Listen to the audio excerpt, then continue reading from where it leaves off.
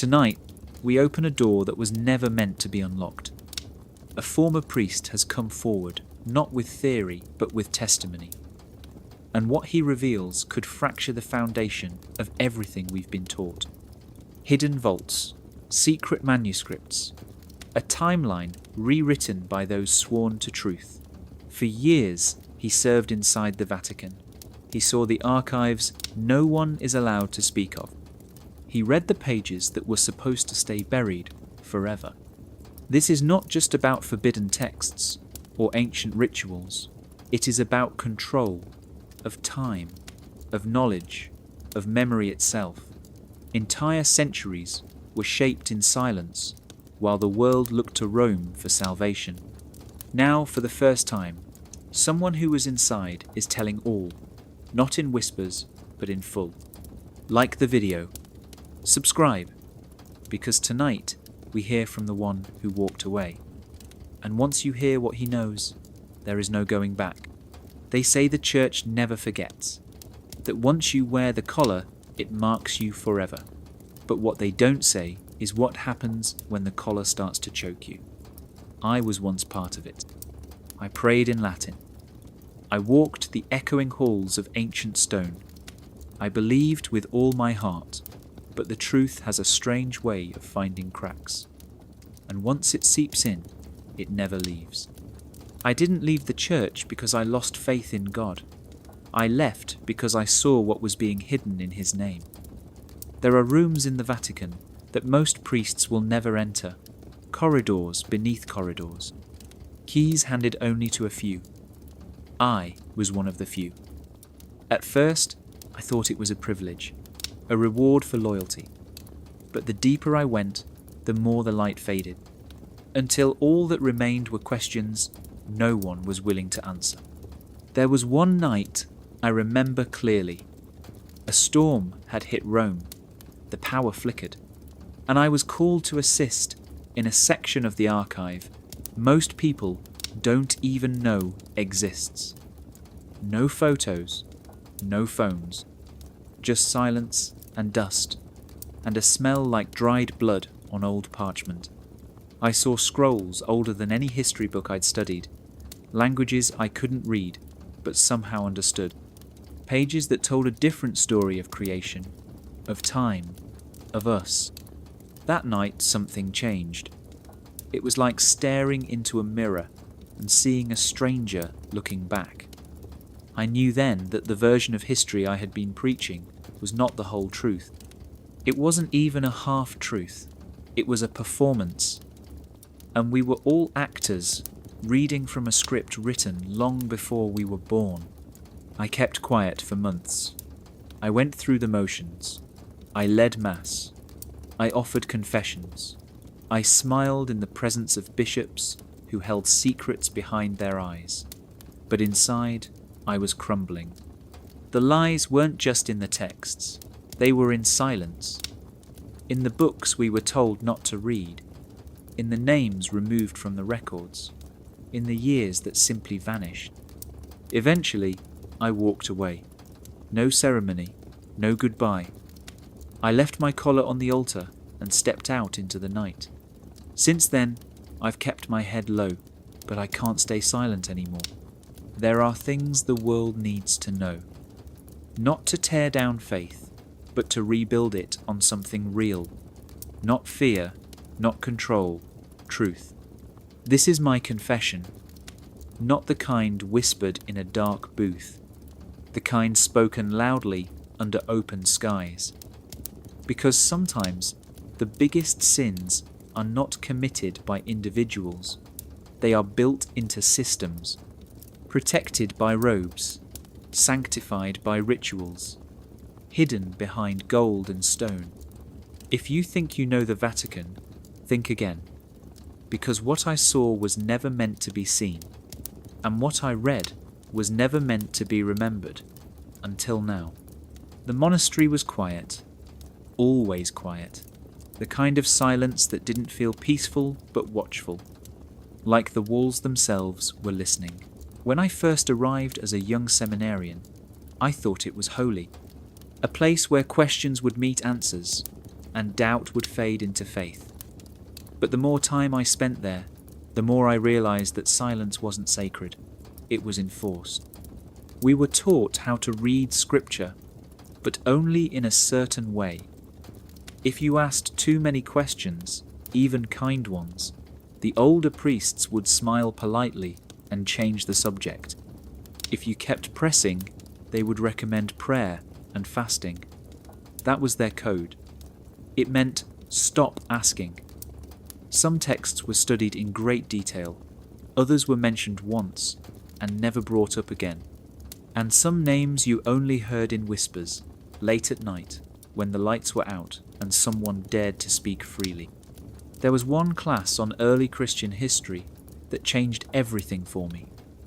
The priest leading it was careful, always reading directly from his approved notes. But during one lecture, he accidentally mentioned a gospel I had never heard of, the Gospel of Thomas. He paused immediately, looked up at the room, and then said, "Forget that." It was not part of the canon. He moved on, but I couldn't forget. I asked him about it later, just the two of us. He gave me a long look, and in a voice just above a whisper, he said, "Some books were left out for good reason." Then he walked away. That night I went to the small monastery library. The lights were dim, and most of the books were locked behind glass. The ones we could access were all the same. Translations approved by the Church. Doctrinal summaries, saints' biographies. But I started noticing what wasn't there. No original texts, no opposing ideas, no room for interpretation. Just carefully chosen knowledge, repeated over and over until it became fact. We weren't just learning scripture. We were learning how to think a certain way, or more accurately, how not to think beyond the boundaries they set. It was subtle. No one ever said, "Stop thinking." They just steered you back on course every time you strayed. And over time, most of the students accepted it. They nodded, they recited, they passed the tests, they called it faith. But a few of us whispered, in the garden, after evening prayer, in the library corners. We spoke of the books we weren't allowed to read, of questions that didn't have answers. We started to wonder if we were here to find the truth or to forget it. In the monastery, truth wasn't denied. It was filtered. We were taught not to lie, but to never stray from the script. And in that silence, something ancient stirred, not faith. But the feeling that somewhere out there, buried under layers of ritual and reverence, the real story was still waiting to be found. It was never marked on any map, no hallway sign, no mention in the catalogue, but everyone in the Vatican knew it was there. They just didn't speak of it, like a ghost room built into the stone long ago, hidden in plain sight. I found it by mistake. I had been assigned to assist an archivist deep in the Vatican library. Most of the work was boring, cataloguing Latin manuscripts, dusting off ancient scrolls, copying inventory lists. But the deeper you went into the building, the more the air changed, colder, heavier, like time slowed down the farther you stepped from the sunlight. That day, I was wheeling a cart of books down one of the basement corridors when I noticed a side passage I had never seen before. It didn't look special, just a plain stone arch with a faded wooden door at the end. But the light above it was on. That was odd. No one had ever told me to go that way, and the deeper areas were usually locked. I should have ignored it. I should have turned around. But something pulled me forward. The door was slightly open. I pushed it gently. It didn't creak, it just opened. Inside was a narrow stairwell lit by flickering bulbs. No guards, no cameras, just silence. At the bottom was a thick door made of iron and wood. It had no handle, but it wasn't locked. I pushed it open and stepped inside. It wasn't like the rest of the library. There were no neat shelves or labelled rows, no signs pointing to scripture or saints. This room was chaotic. Scrolls stacked in piles, books without titles, manuscripts written in languages I didn't recognise. Some weren't even stored properly. They were laid out on tables like they'd just been read and abandoned. And the smell, not just dust. It smelled like age itself, like things left untouched for centuries. One parchment caught my eye. It was covered in symbols I had never seen. Circular patterns, star charts, notes scribbled in Latin, Greek, and something else. Something older.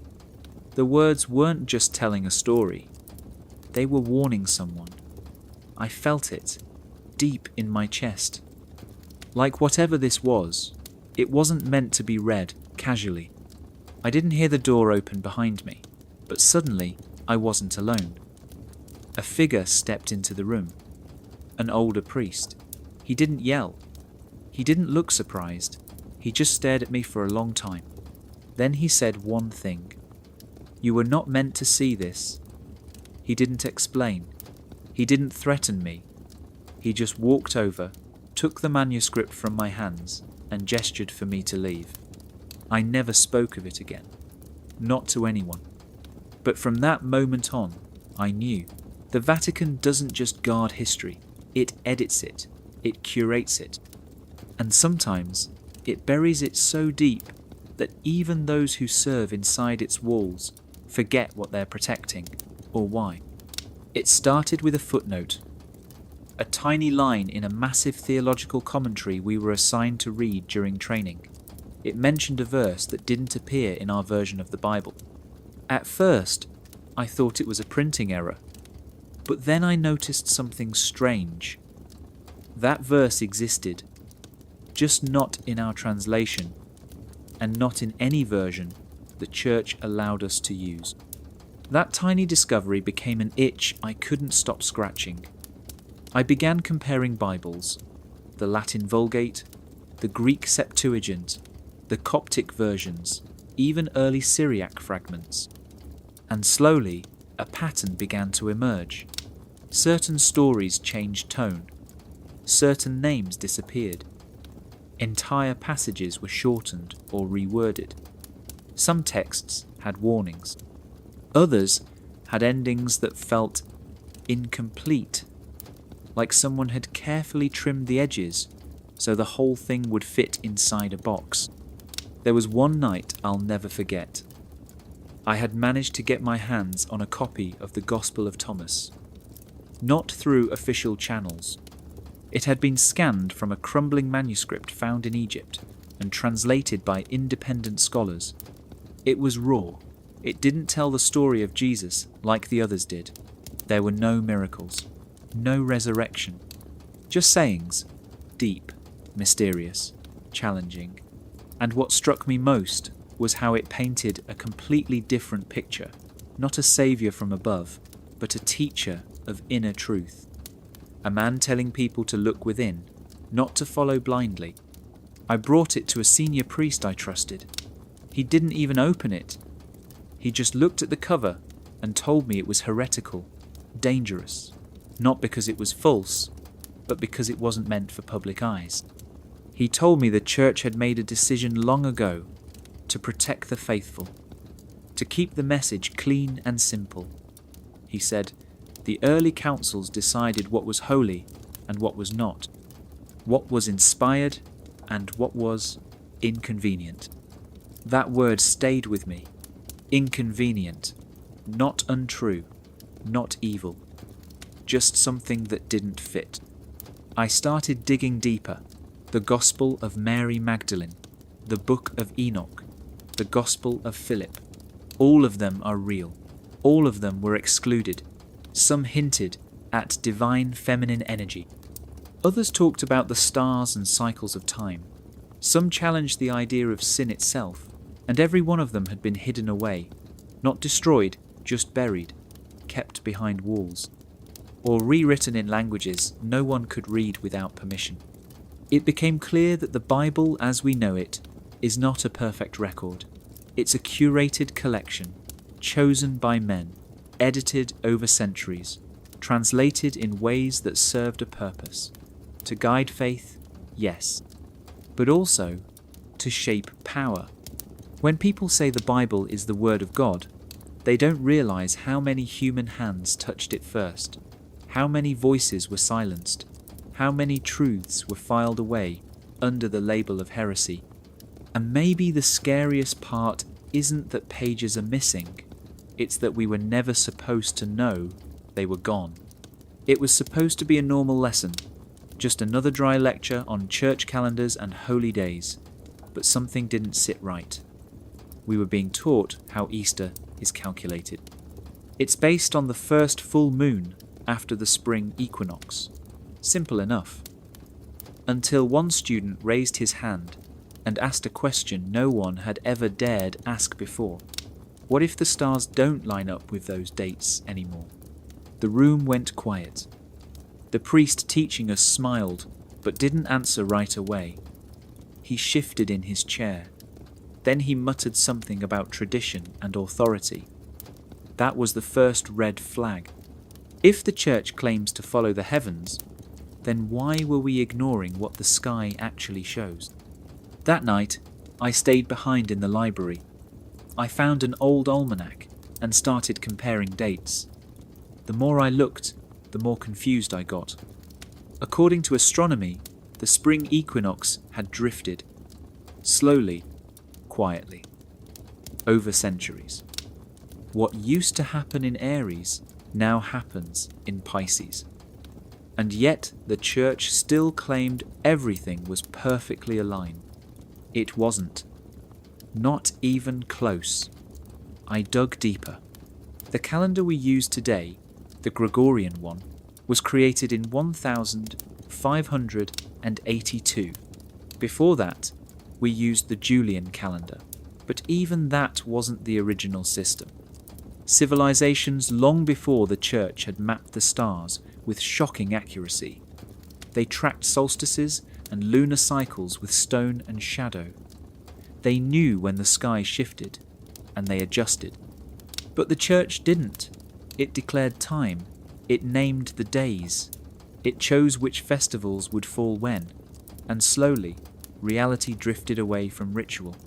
One of the strangest discoveries was that Christmas doesn't fall anywhere near the actual date of Jesus' birth. It was chosen to replace older, pagan celebrations of the winter solstice, Easter too. It mirrored spring fertility rites that came long before the cross. Even the week itself was restructured to match biblical rhythm rather than the cosmos. And maybe that would all be fine if the church admitted it. But instead, they taught it as absolute, as divine timing, as if God himself drew the calendar with perfect hands. I started wondering, if time itself had been rewritten, what else had been? What else had been adjusted to fit the narrative? Some say it doesn't matter. Those dates are just symbols, that the meaning is more important than the accuracy. But when the stars above you no longer match the story you're told, something breaks. A crack forms, and through that crack, questions flood in.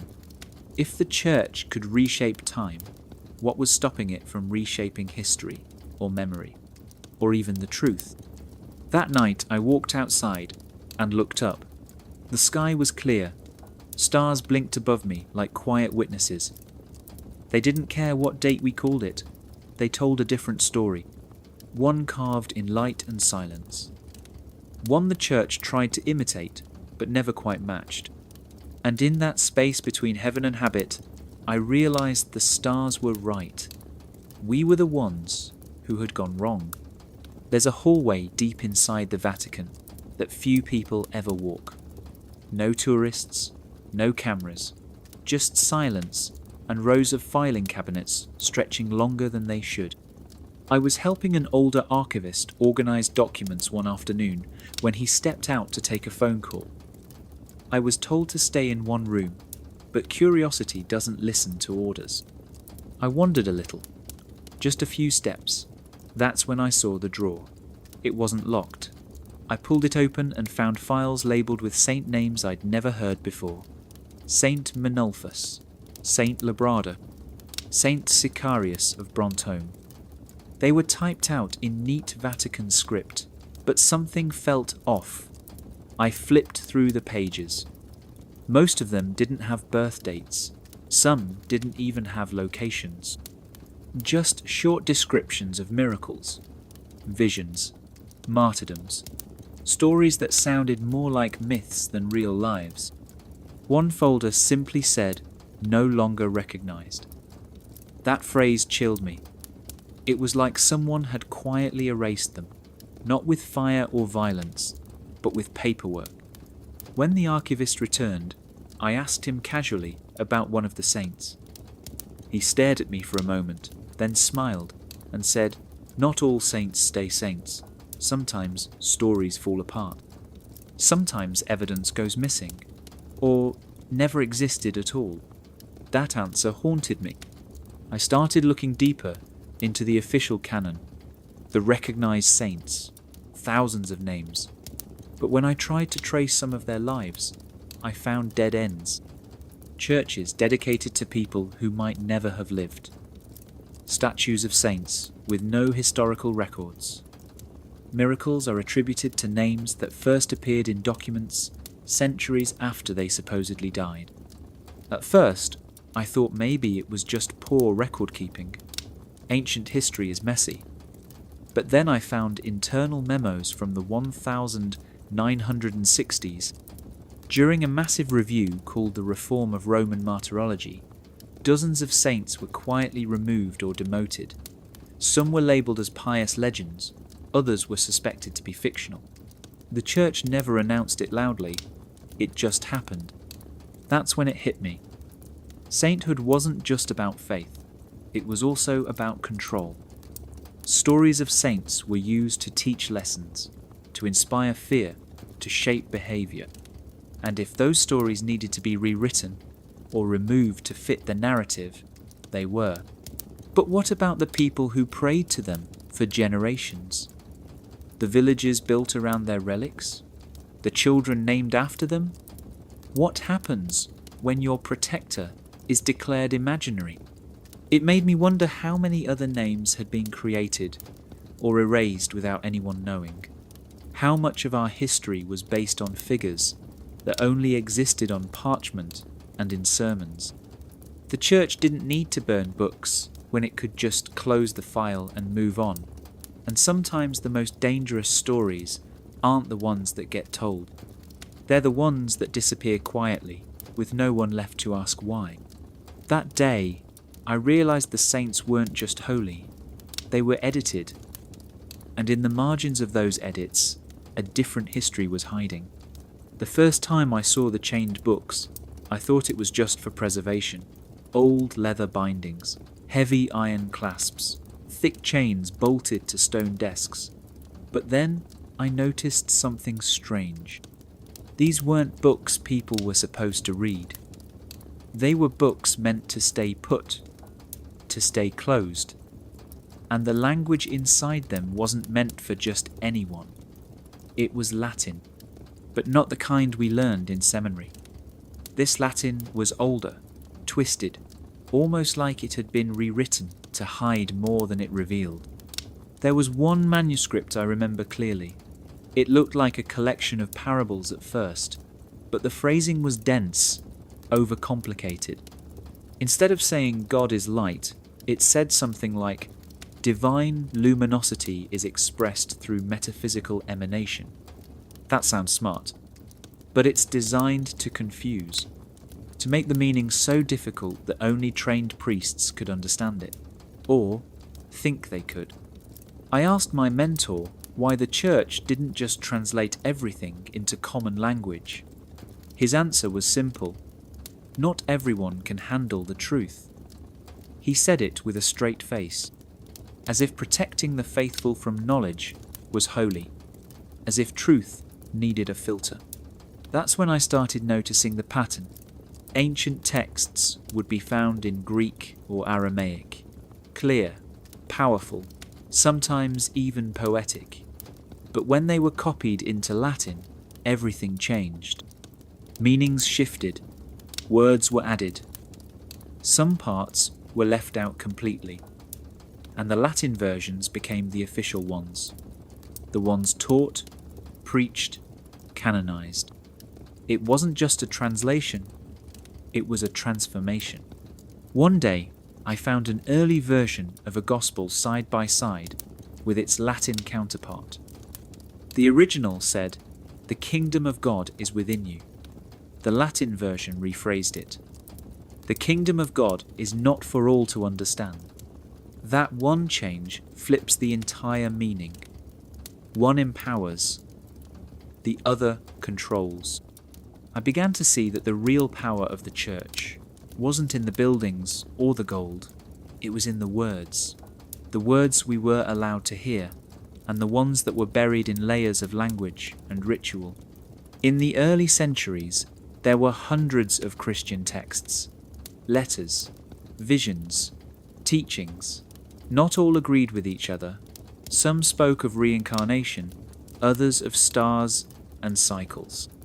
Some even hinted at technology far beyond their time. But the church chose which ones to translate, which ones to elevate, and which ones to lock away in chains. The deeper I went into those archives, the more I realized that language itself had become a gatekeeper, a way to keep the masses obedient. If you can't read the rules, you can't question them. It's not that the truth was destroyed, it was encoded, hidden in plain sight, wrapped in Latin few could read, and even fewer could truly understand. And those chains weren't just metal, they were silent, they were afraid, and they were obedience disguised as reverence. They taught us that the Dark Ages were just a time when everything fell apart. After Rome collapsed, the world forgot how to think, how to build, how to dream. People stopped reading. Science vanished. Progress hit pause. But what if that story isn't true? What if it wasn't just darkness by accident? What if it was darkness by design?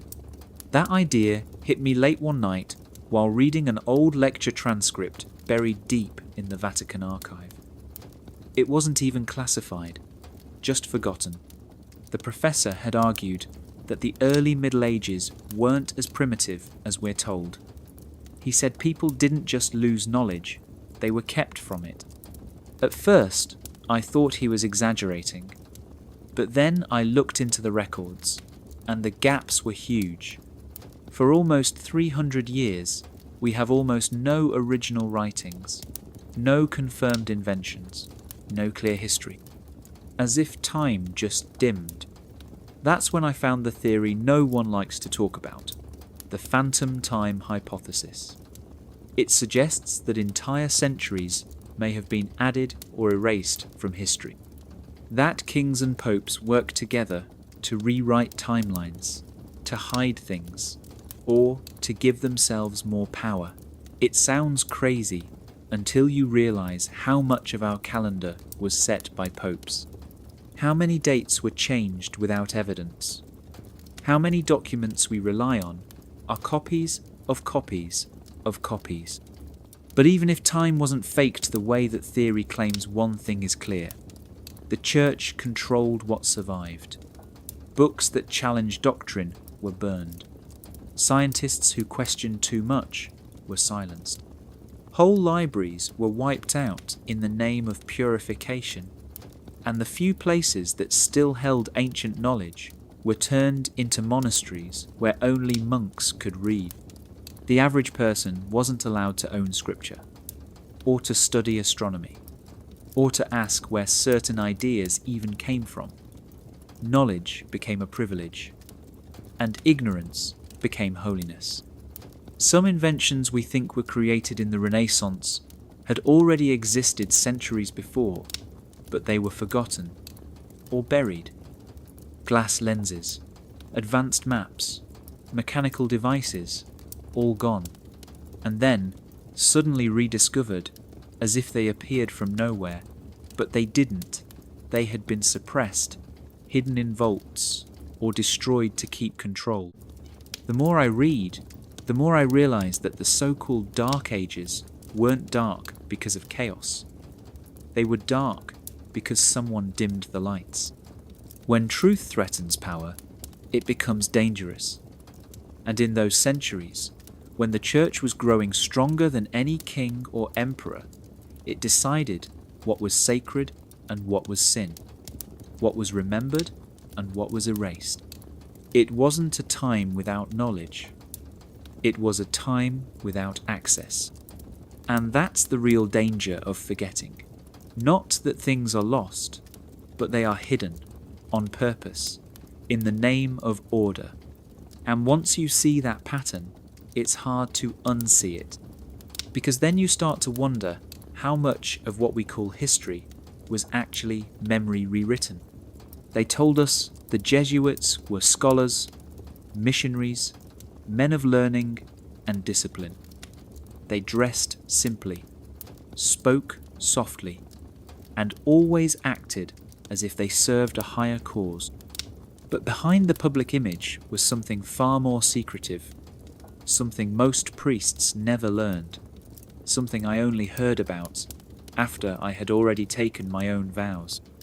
The Society of Jesus was founded in the 1500s, and from the beginning it was different. Jesuits weren't just priests, they were soldiers, trained in obedience, strategic thinking, and absolute loyalty. We all knew about their basic vows, poverty, chastity, and obedience. But whispered among the older clergy was a fourth vow, one you don't read about in catechism books, one only taken by a few, and only behind closed doors. The fourth vow is simple in words, but massive in meaning. It is a vow of obedience directly to the Pope, not just in spiritual matters, but in missions, in politics, in silence. Those who take it promise to go wherever the Pope sends them, to do whatever is asked, no questions, no hesitation. And the things they're asked to do rarely show up in the history books. I spoke once with a Jesuit who had served in multiple countries, always under different names. He said his work was spiritual, but when I pressed him, he gave a strange smile and said, "Spiritual warfare takes many forms." Then he looked away, like he had already said too much. The Jesuit chain of command doesn't end with the Pope. It runs through the Superior General, the man they call the Black Pope, not because of his skin, but because of his robes, his title, his influence. While the Pope stands in the light blessing crowds and waving from balconies, the Black Pope operates in shadows. Few people know his name. Fewer still understand his power. He commands thousands of Jesuits across the globe, their schools, their missions, their networks. And while they preach discipline and devotion, they also gather intelligence. They influence politics. They sit in rooms where laws are written and wars are planned, always quiet, always present. The fourth vow binds them not just to God, but to an invisible hierarchy of control. And once you take it, there is no turning back. You don't speak of what you do. You don't question your orders. You move like a ghost through the systems of the world, leaving no trace. And if you disobey, you disappear. Some say this is all legend, that the Jesuits are just educators and servants of faith. But I have seen the documents. I have read the unspoken codes. I have met men who were never introduced by their real names. The Church hides many things, but the Jesuits don't just guard the secrets, they enforce them. And the fourth vow is the lock that keeps it all in place. Not all soldiers wear armour, and not all wars are fought with swords. Some are waged in silence, in ink, in whispers, in loyalty so deep it becomes invisible. There's a room buried beneath Vatican City that almost no one talks about. No stained glass, no gold trim, just cold stone walls and thick wooden doors. They don't call it a courtroom. They call it a tribunal. But it's not like any court you've ever seen. There's no jury, no crowd, just a table, a chair, and a handful of men in black robes who ask the questions and decide what happens next. I was only there once, as an observer, a quiet guest to something ancient and hidden. They called it a doctrinal review, but the name was just smoke. What it really was a trial. Not for criminals, but for thinkers, for questioners, for those who dared to suggest that the world might be different than the church claimed. The man being questioned was a priest, older, thin, with soft eyes. His only crime was writing a paper suggesting that the book of Genesis might be a metaphor. That creation could have happened in waves over eons. That science and faith didn't have to fight. He didn't preach this. He didn't publish it. He only shared it with a group of fellow scholars, and one of them had reported him. The questions were sharp, precise, designed to trap. Did he believe the Bible was literal truth? Did he deny the divine creation of man? Did he submit to the authority of the Church's teaching on the origin of life? He answered carefully, respectfully. But it didn't matter. The room had already made up its mind. He was found guilty of doctrinal deviation, not heresy. They don't use that word much anymore. But the punishment felt the same. He was silenced, forbidden to teach. His notes were confiscated. His reputation was quietly erased. No fire, no chains, just quiet removal. And no one would hear from him again. Later, I found the old heresy files, locked away in a cabinet, labelled with faded Latin. Names I recognised. Bruno, burned alive for suggesting the stars were other suns. Galileo, silenced for saying the earth moved. Even lesser-known figures, mathematicians, healers, visionaries, all punished for speaking too soon or seeing too clearly. The Church didn't just oppose science, it feared it, not because it threatened God, but because it threatened control. Every new discovery shifted the centre of power. Every new theory challenged the idea that only the Church held the keys to truth. Some of the files included transcripts of confessions, some given under pressure, some given under torture. They were cold, efficient, and final. Once branded a heretic, your fate was sealed. And centuries later, many of their ideas would turn out to be right. What scared me most wasn't just the past, it was how easily those structures still existed. The rituals, the silence, the quiet trials in forgotten rooms. Not every prison has bars. Some are built with rules and fear, and the promise that if you ask the wrong question, you'll never ask another. It started with a simple list. I was organising old papal records for a senior archivist. Birth dates, death dates, and blessings of official decrees. It was supposed to be routine, just names on a page. But something felt off. Some names appeared in one book, but were missing in another. Some popes had no background, no origin, no trail, just a name and a title, as if they had appeared out of thin air and then vanished the same way. At first, I thought it was just sloppy record-keeping. After all, we were dealing with centuries of hand-copied documents. Mistakes happen. But the deeper I looked, the stranger it got. One name would have 3 different death dates. Another had miracles attributed to him, but no writings, no coins, no physical proof he ever existed. And yet, the Church had listed him as a real pope for over 100 years. I found one especially strange case. A pope who supposedly ruled for 10 days, then was buried in secret. No reason given, no details. Just a brief mention in one document, and silence in all others. No tomb, no portrait, no proof. And still his name was repeated in official Vatican chronicles, as if that made him real. It was like tracing ghosts. I brought it up to a colleague. He told me in a low voice not to ask too many questions, that sometimes names are added to keep the timeline clean, to fill in gaps, to smooth out transitions of power, especially during the early centuries when politics and religion were so tangled together you couldn't tell one from the other. But these weren't just gaps. These were entire lives invented to hold the structure in place.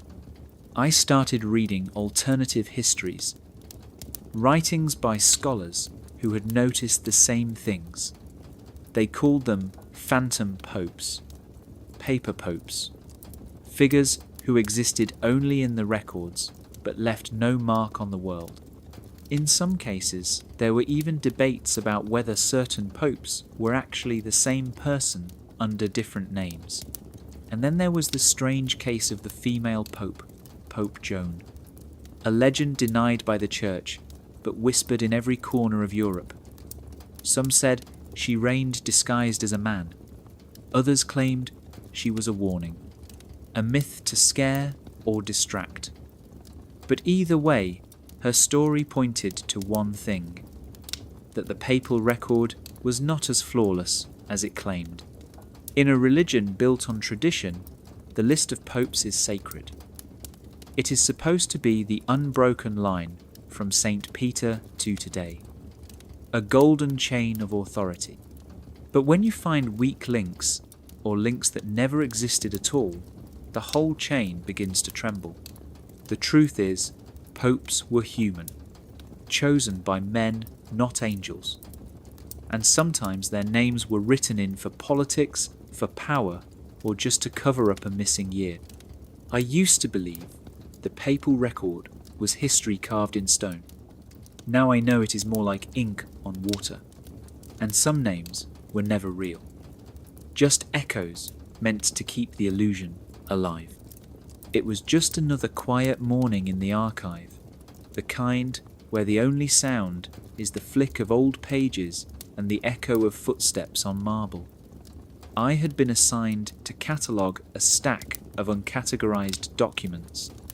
Most were harmless sermons, drafts of papal letters, even old financial records. But near the bottom, I found something that didn't belong. No label, no seal, just a worn envelope with a single symbol pressed into the wax. Not the cross, not the papal crest, something older, something I had never seen before. Inside was a document written in perfect Latin, but in a style that felt rushed and almost panicked. The handwriting changed halfway through, like more than one person had worked on it. The first few pages were confusing lines about astronomy timelines and celestial alignments. But then the tone shifted.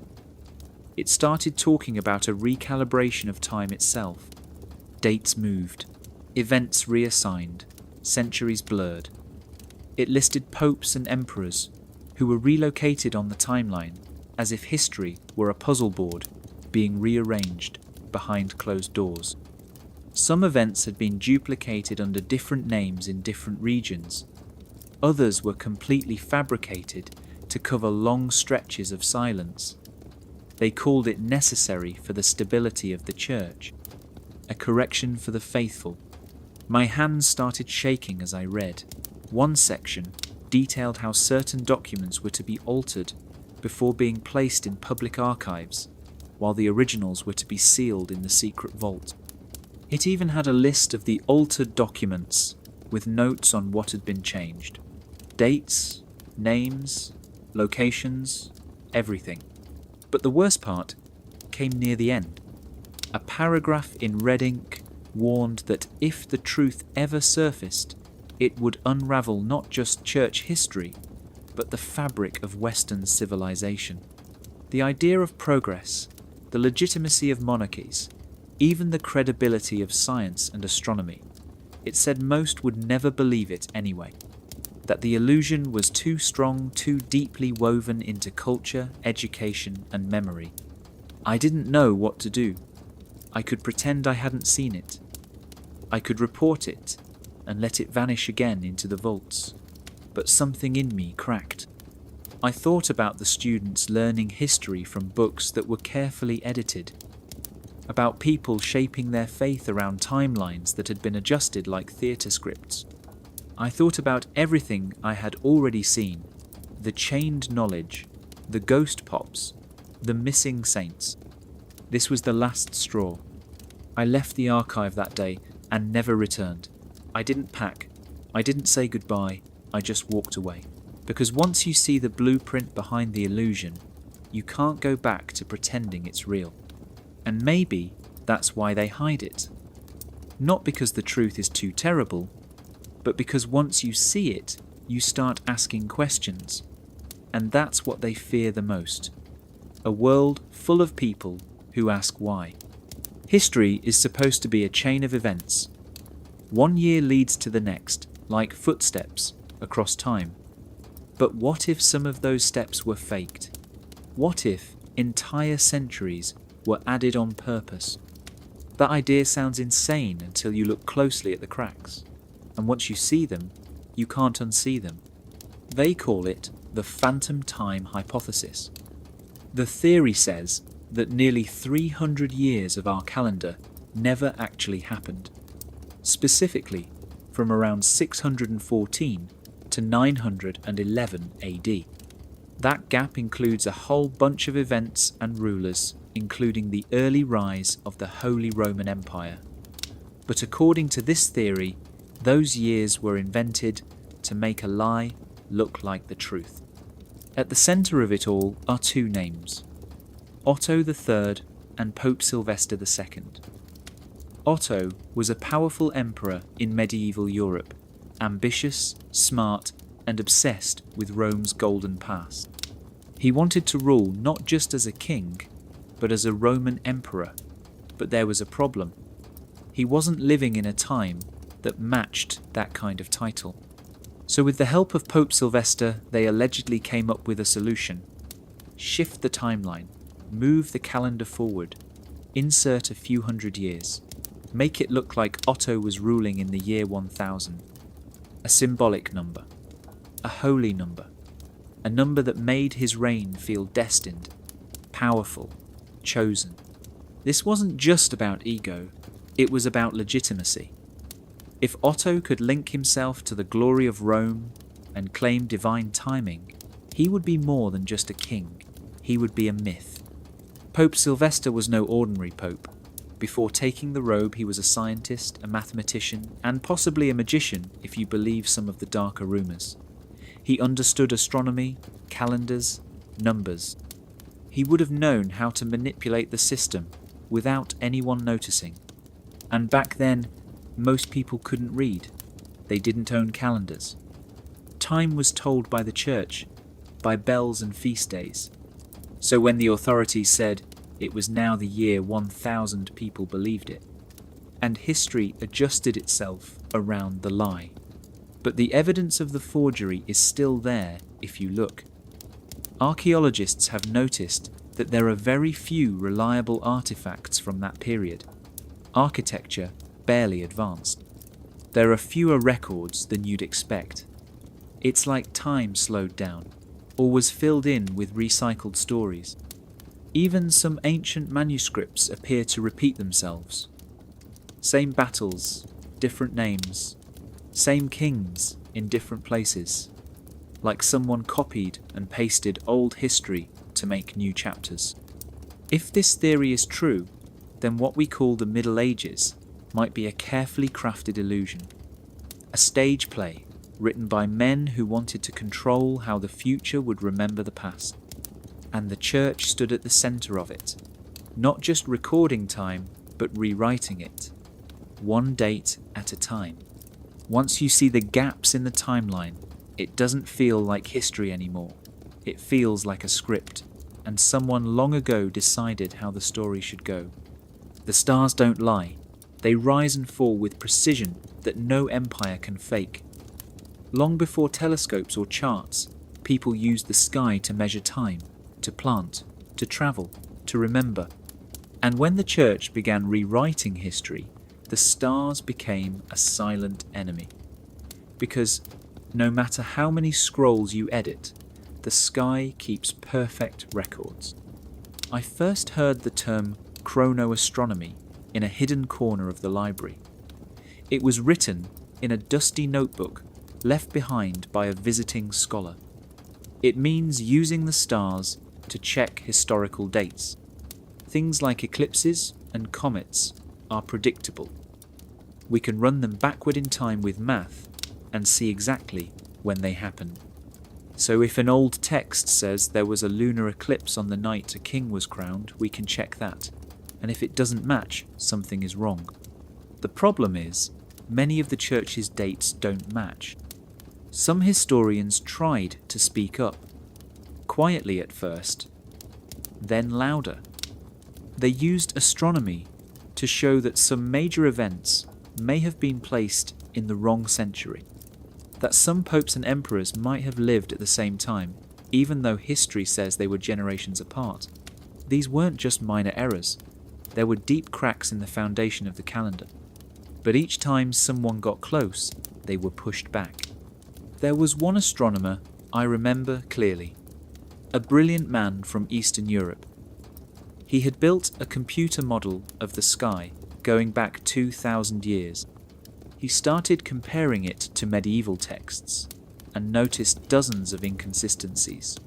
He gave a presentation in a small lecture hall, and a few weeks later he vanished from the academic circuit. No one knows what happened. His work was pulled from the archives. His notes were deleted. Even his name started to fade from records. Another was a priest who had studied ancient star charts found in Egyptian temples. He believed they told a completely different version of time, one where events we call medieval may have actually happened much earlier or not at all. He tried to present his findings to the Vatican's Historical Council. They called it blasphemy and revoked his credentials. The Church's official line has always been that faith and science can coexist, but only when science doesn't question faith's timeline.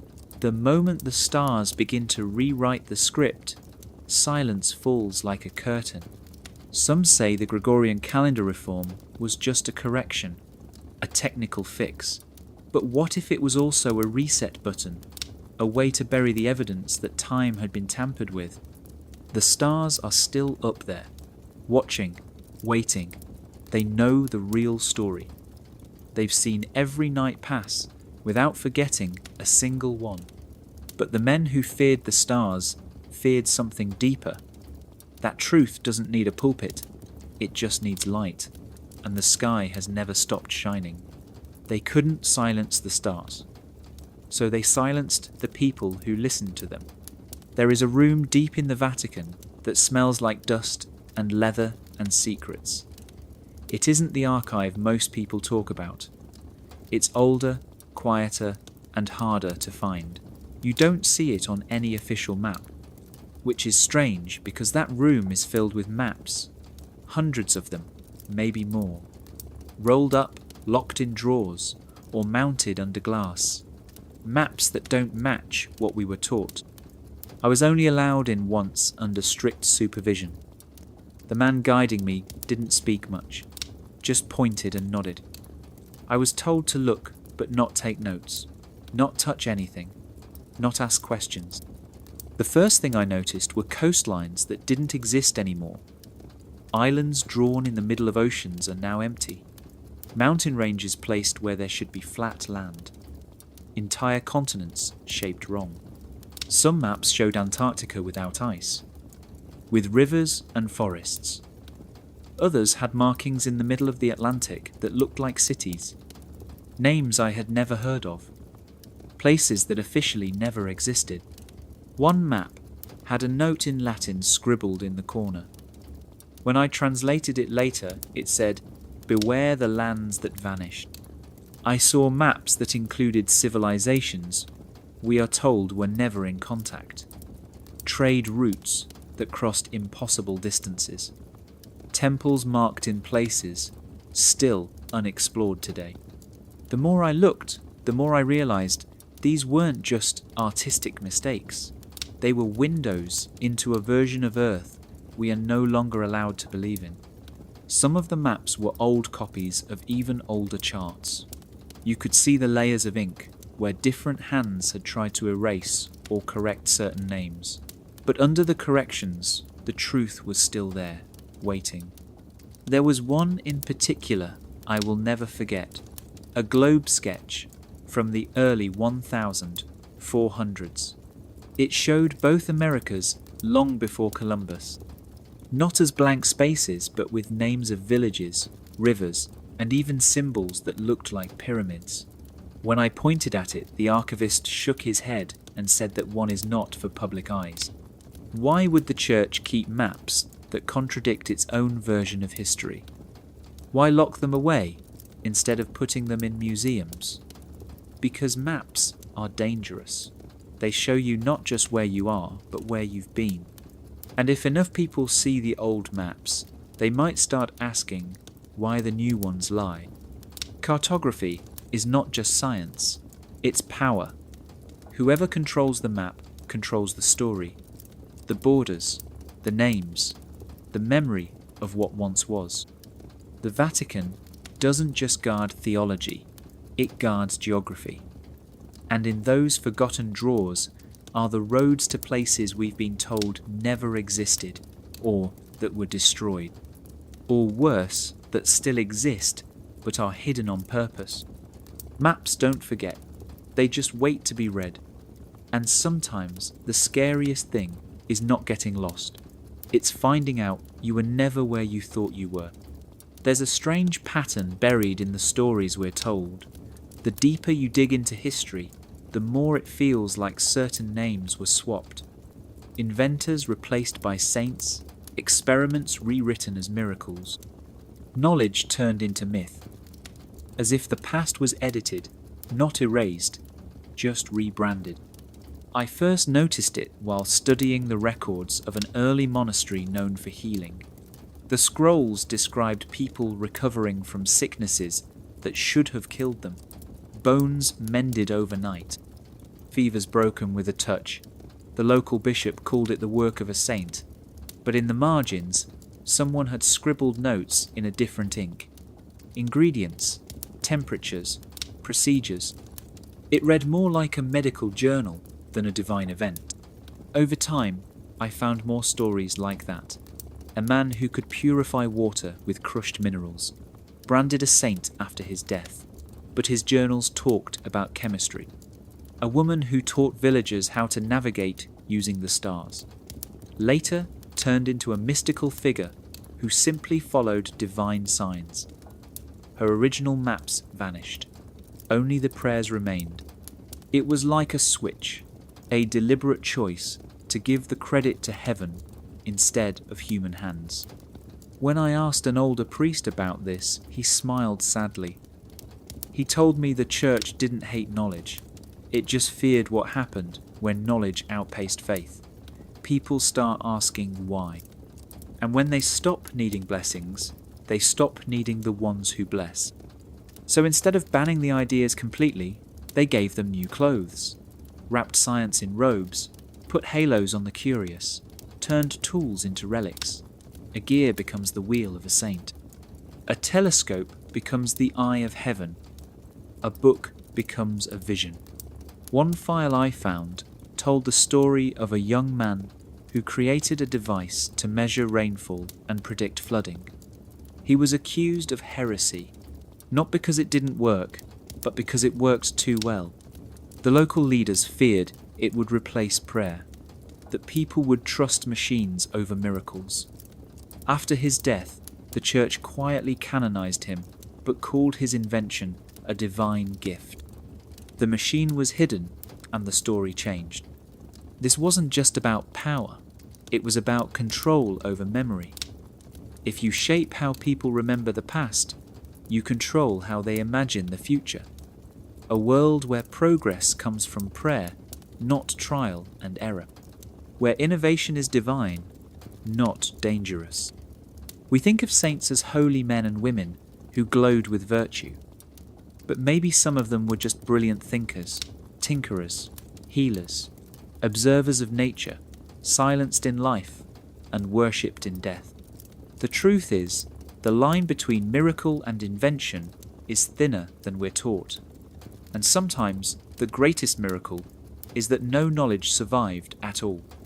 They didn't destroy the scientists, they turned them into saints. Because it's easier to worship what you don't understand than to admit someone figured it out before you. They looked harmless. Heads bowed in prayer robes dragging across stone floors, hands stained with ink from copying scriptures.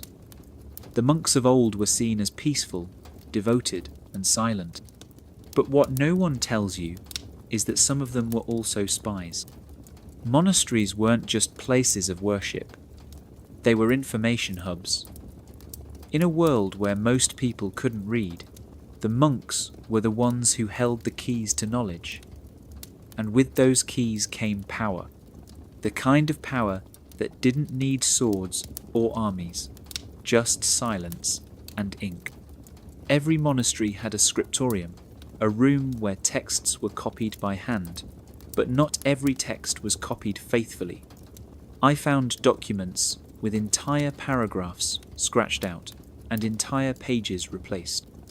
A monk once confessed in an old letter that he was ordered to remove certain names from history, rewrite events, change dates, not because they were false, but because they didn't serve the church's version of truth. Monks travelled too, quietly, under the guise of pilgrimage or service, but they returned with more than just prayers. They brought news, gossip from courts, reports of strange teachings, warnings about heretics. They acted as the church's eyes and ears across the continent, long before governments had anything close to an intelligence network. If a village was building a strange machine, or a scholar was teaching ideas that didn't line up with doctrine, chances are a monk would hear about it first. Then the message would make its way up the chain. Sometimes the result was a quiet visit from a higher priest. Sometimes a public trial. Sometimes the records simply vanished. One chilling file I came across described a monastery near the coast that had received a book from a traveller, a text filled with knowledge about tides, wind patterns, and the movement of the moon. The abbot read it. I praised it. Then I burned it. He wrote that such knowledge would lead people away from dependence on God, that it was better lost than learned. This wasn't just censorship, it was strategic memory control. There were also hidden rooms, secret vaults under certain monasteries where banned texts were kept were not destroyed. Because while the public wasn't allowed to see them, the church still wanted to keep the information, just in case. It made me rethink everything I had ever believed about those quiet, candlelit halls. The chants, the prayers, the gentle routine. Behind the peace was a network of surveillance. Behind the ink was a knife. And the most unsettling part is how effective it was. Entire revolutions of thought were stopped before they began. Not with violence, but with a whisper. A note. A missing page. The monks weren't just preserving history, they were shaping it, gatekeeping it, editing it. They didn't need to control armies, they controlled the past. And when you control the past, you shape the future. Not every monk was a spy, but enough were to make you wonder what was really hiding behind those walls, and how many truths were locked away in silence. Most people walk into cathedrals and see beauty, the stained glass, the high ceilings, the statues staring down like silent guardians.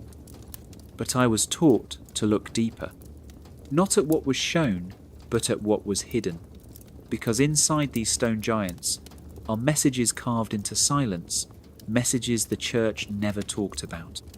It started when I visited a cathedral known for its strange architecture. Tourists came for the bells and the candles, but I kept noticing patterns. Geometric shapes tucked into arches, perfect ratios in window placements, and carvings that didn't match the official stories. Lions with human eyes, angels holding tools that looked like compass spiral symbols, echoing ancient knowledge of the stars. One statue, in particular, caught my attention. It was tucked away behind a pillar, barely visible unless you knew where to look. It showed a man with an open book, but the book wasn't the Bible. The letters were written in a forgotten language, and his eyes were closed, as if guarding the knowledge rather than sharing it. Many cathedrals were built in the shape of a cross, but some had secret blueprints underneath. Labyrinths etched into the floor, measurements tied to the movements of planets. Builders who were more than just craftsmen. They were mathematicians, engineers, maybe even members of secret brotherhoods, people who encoded ideas that would have been burned if spoken out loud. Even the positioning of some cathedrals told a story. Aligned with solstices, eclipses, constellations. A kind of stone astronomy baked into the bones of the building. Why would a house of God need to align with the stars, unless the builders knew something they weren't allowed to say? I remember one carving that kept me awake for days. It showed a tower being built, but halfway up it turned into a tree. The branches wrapped around a globe, and the globe had no cross on top. Instead, it had a compass. Below the carving, someone had etched the words, "Seek truth in silence." When I brought these things up to older priests, they brushed it off. Artistic choices, they said. Symbols of faith, they said. But I could see it in their eyes. They knew. Maybe not the full truth, but enough to be afraid of it. The more I explored, the more it felt like the builders were trying to leave behind warnings or maybe maps, not of places but of ideas. Hidden truths embedded in rock, so they would outlast fire, censorship and time. Cathedrals were supposed to teach the illiterate, but they didn't just teach scripture. They whispered secrets to those who knew how to listen. Not every message was about God. Some were about the stars. About knowledge. About power. The church tried to control words, but the stone doesn't burn. And when you start seeing these carvings not as decoration, but as defiance, you begin to wonder how much of our history was carved in rebellion right beneath the eyes of faith. Europe is haunted, not by spirits or demons, but by machines, traces of inventions that shouldn't exist, ruins of systems that no one can explain, tools buried in dust that feel too advanced for the time they came from. They call them anomalies. I call them mechanical ghosts. It started with an old monastery garden, overgrown and forgotten. But beneath the roots was a system of pipes and channels more complex than anything I had seen in medieval textbooks. It wasn't just a well or a simple aqueduct. It filtered water, cooled the air, and collected condensation, almost like ancient air conditioning. But no one knew who built it. The current monks said it had always been there. Then I found sketches in the margins of a banned manuscript, drawings of spinning gears, winding cranks and moving parts. One looked like a mechanical clock. Another looked like a loom that could program patterns on its own. The date of the manuscript? Almost 300 years before those machines were supposed to exist. Later, I visited a church in France with a strange bell system. It rang every hour with perfect timing. But there were no ropes. No one is pulling. When I asked how it worked, the caretaker shrugged and said it had been broken for decades. When I snuck in to look, I found a wooden mechanism hidden behind a wall weighed gears.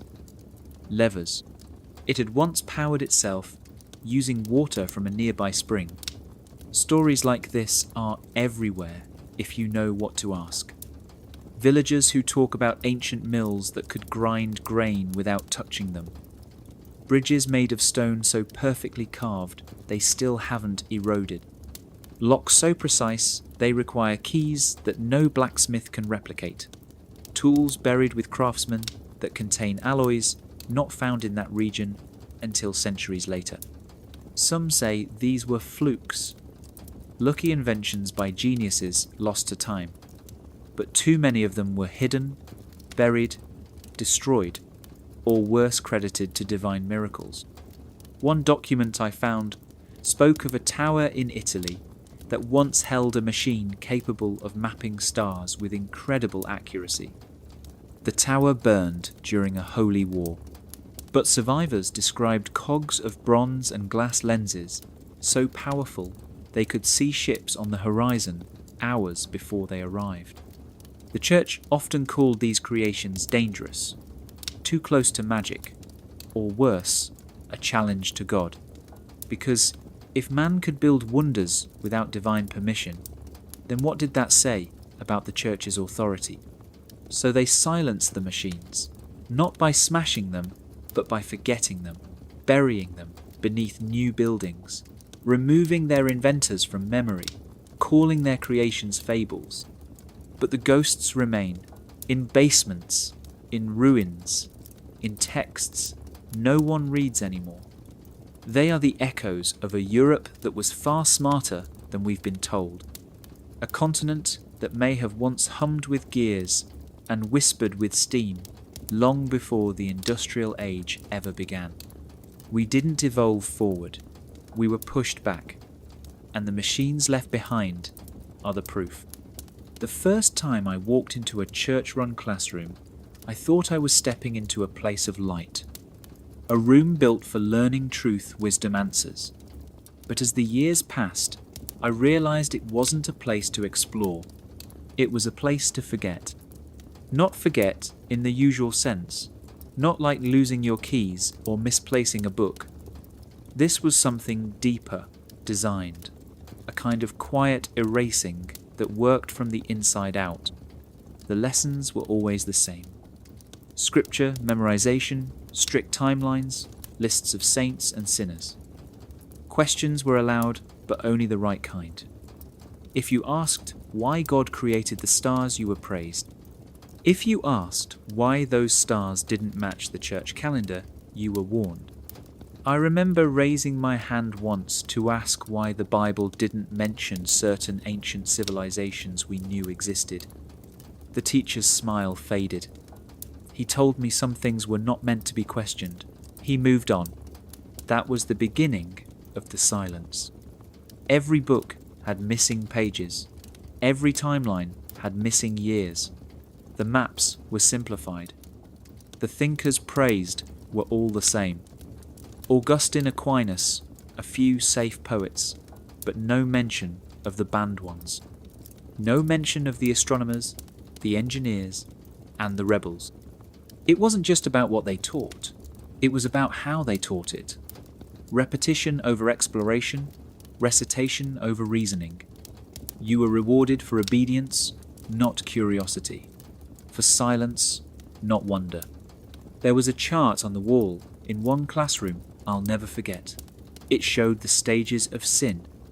At the bottom, in small letters, one word stood out: doubt. That was the core of it. Doubt was the enemy. Not just doubt in God. Doubt in anything official. Historical dates. Church leaders. Accepted facts. If you questioned the past, you were questioning the present.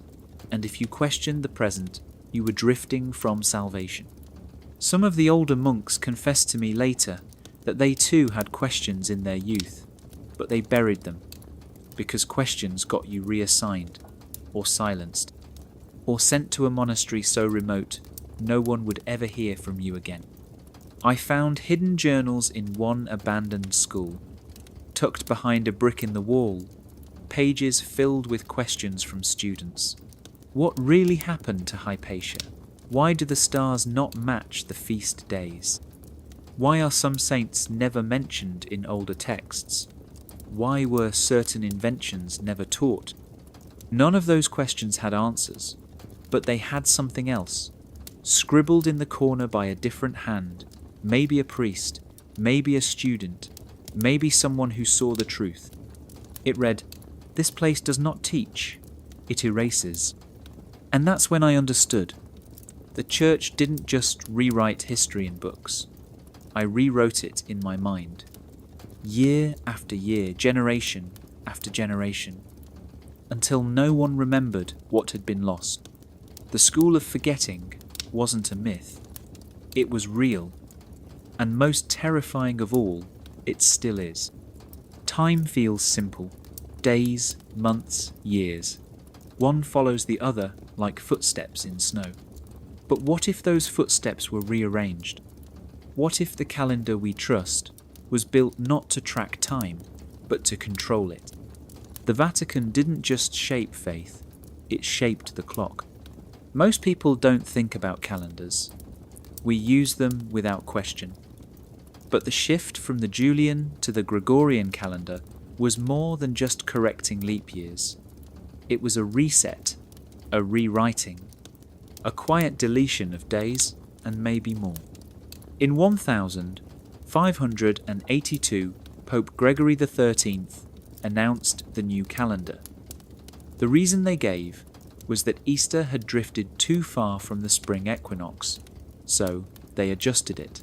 10 whole days vanished. One day it was October 4th, the next day was October 15th. Just gone. People accepted it. They were told it was for accuracy. But imagine what else can be changed when no one questions lost time. 10 days this year, maybe 100 next century, maybe entire centuries, rewritten and sealed in the vaults. When I studied old documents, I noticed strange patterns, events that seemed out of sync, letters referencing rulers who shouldn't have overlapped, weather records that didn't match astronomical data. It was like the stars were telling one story and the church was telling another. Some scholars whisper about the phantom time hypothesis, the idea that hundreds of years were added to the calendar, that emperors and popes inserted themselves into history, that we are not in the year we think we are. One theory claims that Otto III and Pope Sylvester II collaborated to push the calendar forward, to place themselves in the year 1000, a symbolic act to claim power at the turn of a millennium that never actually happened. The more I looked into it, the more inconsistencies I found. Gaps in the historical record. Overlaps. Entire lifetimes missing from public archives. Calendars used in different parts of Europe that didn't align. And always the same response from church historians. Trust us. It was for your own good. But why would faith need to change time? Because time is power. If you can decide when things happened, you can decide what matters. You can make some stories seem ancient and untouchable. You can make others vanish entirely. Control the calendar and you control memory. When I brought this up to a former bishop, he didn't deny it. He just said the church has always done what is necessary to preserve truth. Then he smiled and added that sometimes truth requires sacrifice. I left that conversation feeling cold, not because I was afraid of lost days, but because I was starting to see how deep the manipulation went, not just of belief, but of reality itself. Time is the most sacred thing we share, and the Vatican turned it into a tool for rewriting history and burying what they didn't want the world to remember. There's a story the church tells over and over. A town on the brink of collapse saved by a saint's touch. A statue that cries real tears. A spring that bursts from dry earth after a prayer. They call it divine intervention. But what if some of those miracles weren't from heaven at all? What if they were machines? In one dusty archive, I found a map to a ruined monastery built into the side of a mountain. What made it famous was the story of a fountain that never ran dry.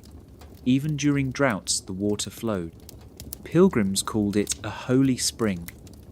The priest said it was a blessing from above. But when I finally visited what was left, I found stone channels carved beneath the ground and what looked like a system of valves. A primitive but brilliant water pressure regulator. Someone engineered that flow. It didn't need a miracle, it needed mathematics. Another time I read about a statue of a saint that bowed during Mass. It was considered proof of divine favour. Hundreds saw it happen. The church called it a sign. But hidden in a maintenance log from centuries later was a note scribbled in Latin. It described a set of internal gears powered by a rope and weight system hidden behind the altar. The mechanic who wrote it was proud. He said it was a marvel of craftsmanship. The kind that was quietly removed once the church changed its stance on magic. Throughout Europe, I found blueprints drawn in secret. Designs of towers that moved with the wind. Altars that lit up when certain prayers were spoken. Crosses that turned to face the sun at noon. Some were clever illusions. Others were real technology. Hydraulic power, magnetism, optics. But instead of celebrating the brilliance of the inventors, they were labelled as miracles. Then the inventors were either canonized or forgotten. There was power in the performance. If people believed that only saints or priests could bring about these wonders, it meant the church held the keys to the divine. Admitting that a mechanic or builder made the same thing with tools and know-how, that would mean heaven wasn't the source, and faith would lose a little of its shine. I once asked an older priest about a rotating tabernacle I had seen in a forgotten chapel. He just smiled and said sometimes God works through clever hands, but his tone was careful. Like he knew it was more than that, but didn't want to say it. Miracles inspired fear and awe. Machines invited questions, and questions were dangerous. So again and again the church chose the miracle. It buried the blueprints and raised the saints. It turned engineers into legends and inventions into blessings. And the world forgot that behind many of those sacred moments were wires, gears, levers and minds far ahead of their time. Not every miracle was a lie, but not every miracle was holy either. Some were simply misunderstood science, dressed in robes and given a halo. People talk about the Renaissance like it was a lightning bolt. A sudden burst of genius after centuries of darkness. Art flourished, science returned, ideas exploded like fireworks. But what if it wasn't spontaneous at all? What if the Renaissance was planned? Not a discovery, but a release. A carefully timed awakening scripted by those who had been hiding the knowledge all along. When I studied inside the Vatican, I saw how many texts were locked away. Ancient works from Greece, Egypt, Persia, even lost civilizations that no one dared mention. These weren't hidden because they were evil. They were hidden because they were powerful. They spoke of medicine, architecture, astronomy, and math, far beyond what the church wanted people to know at the time. Then slowly around the 400s that knowledge began to resurface, but not all at once, carefully, in stages. A scroll here, a manuscript there, copied, translated, and passed to trusted scholars. Artists started painting with strange symbols. Scientists began observing the sky again, but none of it felt random. It was as if someone opened the vault just enough to let a few ideas slip out, enough to light the match, but not enough to burn the whole system down. I found letters between cardinals and early thinkers. They talked about managing the flood of ideas, making sure that discoveries were attributed to safe figures, that the Church could still claim to guide the awakening. They called it divine timing, but it was a strategy. Even the artists of the Renaissance were part of this script. Michelangelo, Leonardo, Raphael. They weren't just painters, they were initiated. Some of their works hid geometry and ancient codes that pointed to older systems of thought. Their art was like a puzzle, truth hidden in beauty. One fresco I studied had a spiral hidden in the clouds. That spiral matched the layout of a forbidden book I saw once behind locked glass. A book that mapped the stars in ways no one was supposed to know until centuries later. Coincidence? I doubt it. The Renaissance gave people the illusion of progress, but it progressed with a leash. Discoveries had to be church-approved, books had to be filtered, ideas too dangerous were delayed or erased, and those who pushed too far, too fast, were silenced. Galileo saw this firsthand, praised one year, imprisoned the next. Not because he was wrong, but because he said it before they were ready. The more I learned, the more it felt like the past had never really been lost. It had been stored, locked up, and then handed back when the world was desperate enough to accept it without asking where it had been. The Renaissance was a beautiful moment in history, but beauty can be a mask. Underneath the light was a shadow, a hand guiding what we remembered and what we forgot.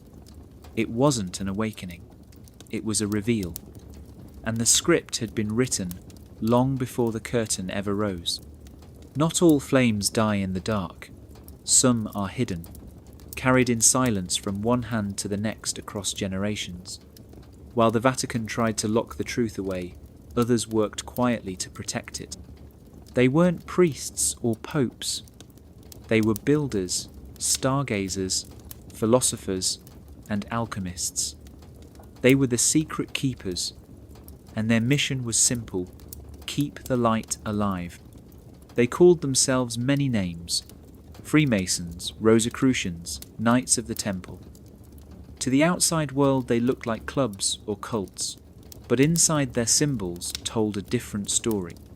Geometry sacred numbers, stars, that pointed to ancient truths. While the Church wrote saints into the heavens, these groups wrote equations on hidden scrolls and carved messages into stone. I once saw a cathedral blueprint from the 13th century filled with strange symbols. Compass shapes are not tied to scripture, but to stargates. Ratios that matched the human body and distant planets.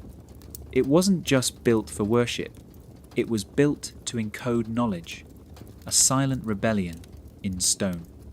In one dusty cellar beneath a former monastery, I found a copy of a book the Vatican had claimed was lost. An alchemical text with gold ink that shimmered like starlight. It spoke of the transformation of light hidden in matter. The priest who had owned it had scribbled a warning in the margin. They tried to burn it. I made a copy, pass it forward. The Rosicrucians were said to possess ancient Egyptian knowledge, hidden chambers, libraries buried under the sands. When explorers returned from the Middle East during the Crusades, some didn't come back with relics. They came back with blueprints. Secrets the Church couldn't translate or dared not to. The Freemasons were builders, but also philosophers. They studied Solomon's Temple, not just as a biblical structure, but as a code, a map. They believed truth was hidden in structure, in symmetry, in light itself. They didn't preach it, they embedded it. In lodges, in architecture, in the layout of entire cities. The Church accused them of heresy, of conspiracy, but rarely lies. because deep down the Church knew what these groups were preserving. Not fairy tales, not rebellion. Memory. Even alchemists, the ones mocked as dreamers searching to turn lead into gold, weren't after riches. Many were after something older. A return of lost wisdom. A way to unlock what had been sealed. I once met an old man in Portugal who claimed to be part of an unbroken line of guardians. He showed me a ring with a symbol older than any cross, a compass within a flame. He said, "We don't fight them, we wait. The truth always returns. It just needs a place to land." That's what these groups were. Landing pads for forgotten truths. While the Vatican erased them, they remembered. While the Church burned, they preserved. They were the return of the light. And though they were hunted, silenced and scattered, their flame never went out. It just went underground. And now, maybe it's beginning to rise again. It's one of the most guarded rooms on earth. Not because it holds gold or jewels, but because it holds something far more powerful. Memory, truth, and maybe even the pieces of time itself. They call it the Vatican Secret Archives. But that name is a trick.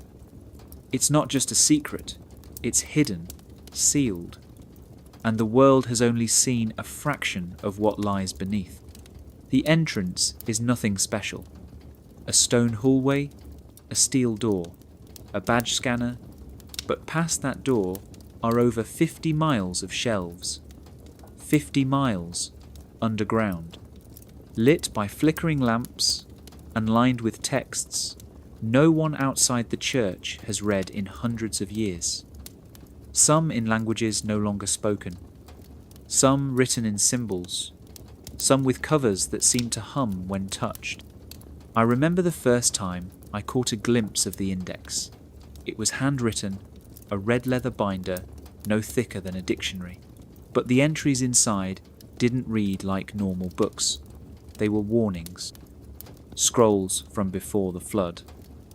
Banned gospels, testimonies from heretics whose names never made it into history books. Blueprints of machines drawn centuries before those technologies should have existed. There was even one note that simply read, "Do not touch unless approved by the Holy Office." Contents unstable. Unstable knowledge. Think about that. Words so dangerous, they need to be locked away, not because of what they are, but because of what they could do. Shift belief, rewrite history, prove we are not who we think we are. There are rumours of letters from Leonardo da Vinci describing flight, not imagination, function, angle, lift, like he had already seen machines that would not exist for 500 more years. There are whispers of maps showing continents that do not appear on modern globes, of charts that trace the stars in ways that do not match our current models. Calendars from civilizations wiped out by time or something worse. One former archivist who disappeared in the 90s claimed he saw a scroll sealed in black wax.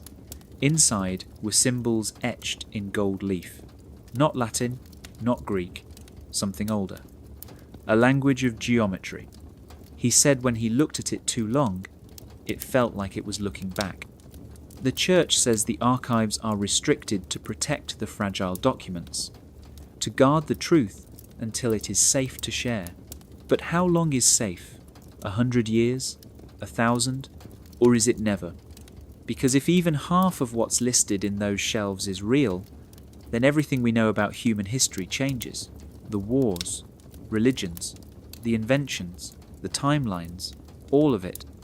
The hidden vault isn't just a place. It's a boundary between the world we know and the one that was stolen from us. And the scariest part isn't what's in it. It's the fact that we may never be allowed to see it. Not because we can't understand, but because we might understand too well. There's a version of the Bible most people never get to see. Not because it's lost or broken, but because it was buried on purpose. Pages ripped out, names erased, and teachings that could have changed everything hidden beneath layers of fear and fire. They called them heresies, but they were something else, a different voice, a different story. A truth too raw for the empire of the church to allow. These were the Gospels they tried to burn. One of the most mysterious is the Gospel of Thomas. It doesn't read like the others. There's no birth story, no crucifixion, just sayings, words straight from the mouth of Jesus. But the tone is different, personal, like he was speaking not to crowds, but to seekers. One line stands out more than any. The kingdom is within you.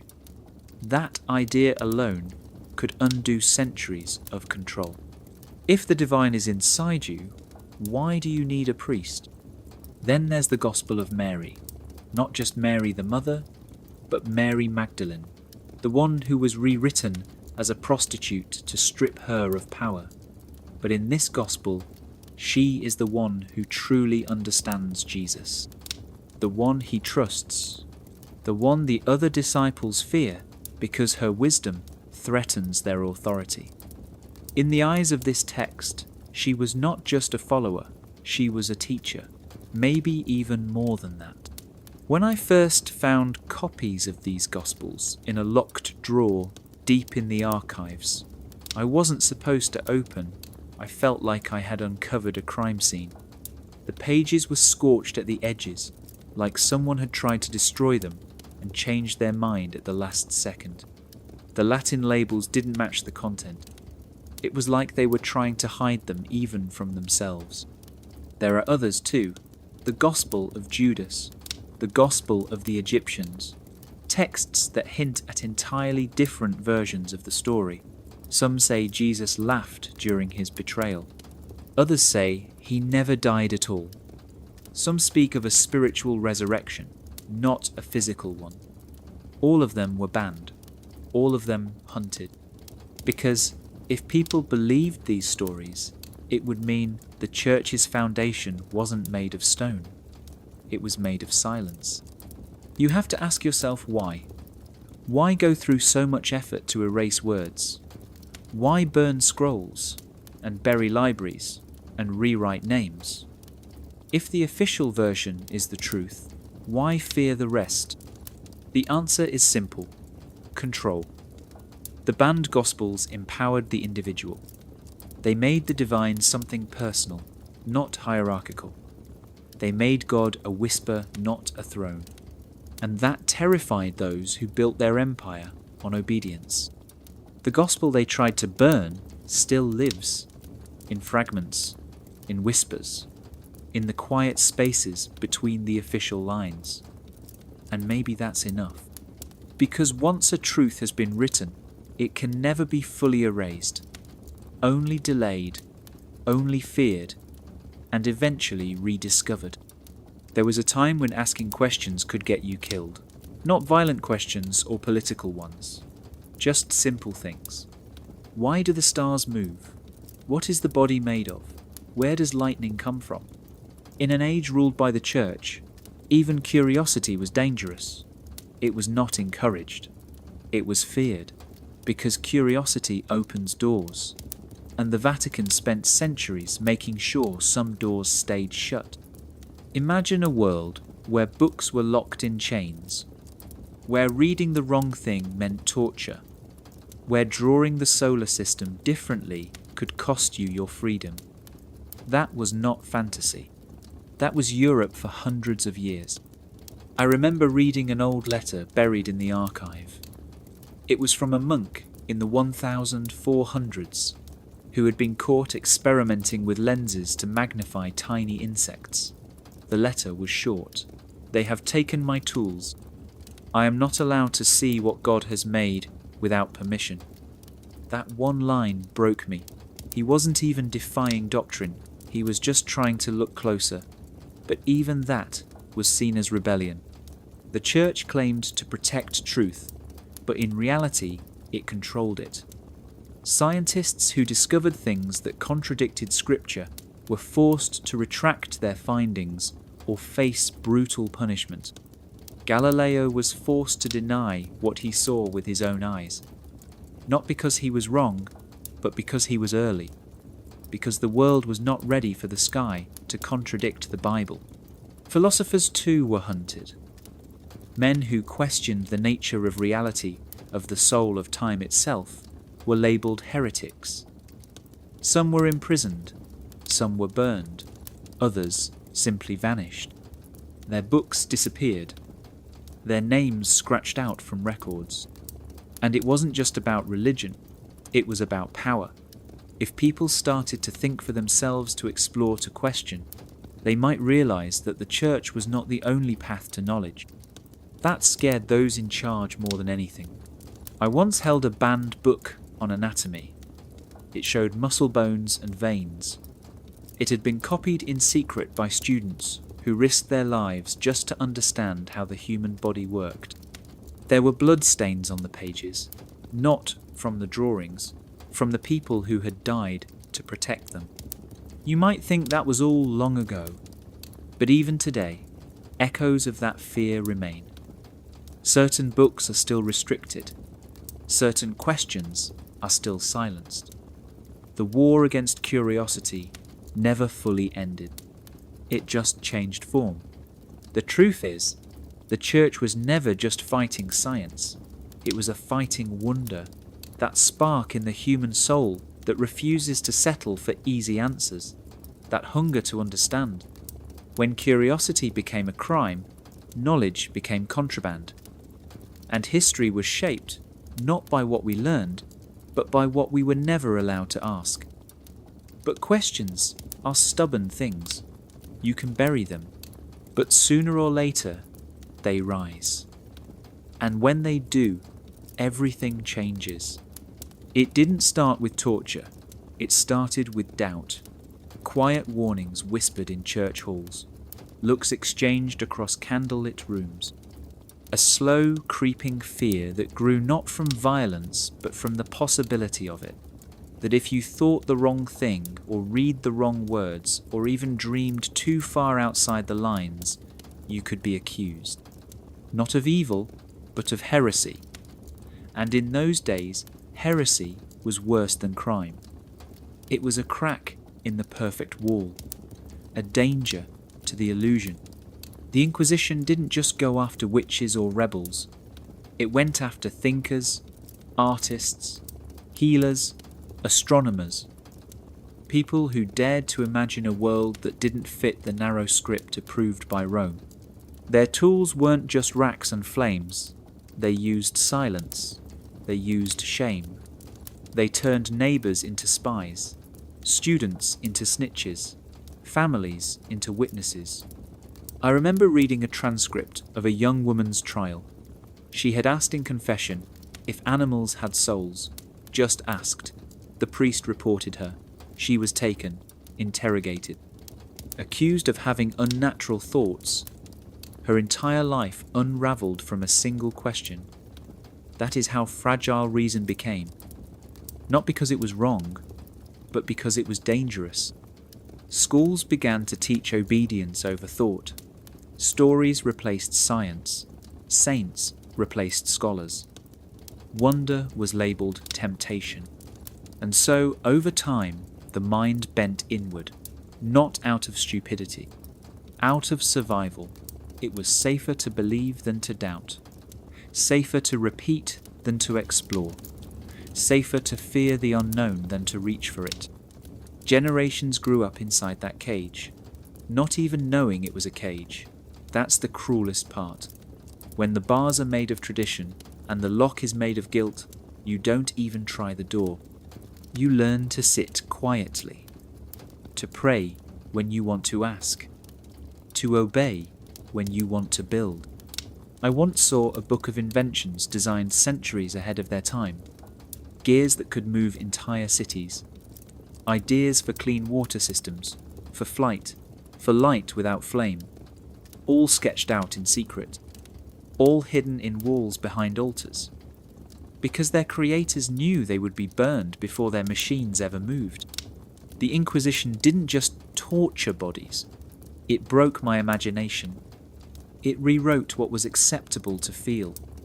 And when you train enough minds to fear their own thoughts, you don't need chains anymore. The prison lives inside.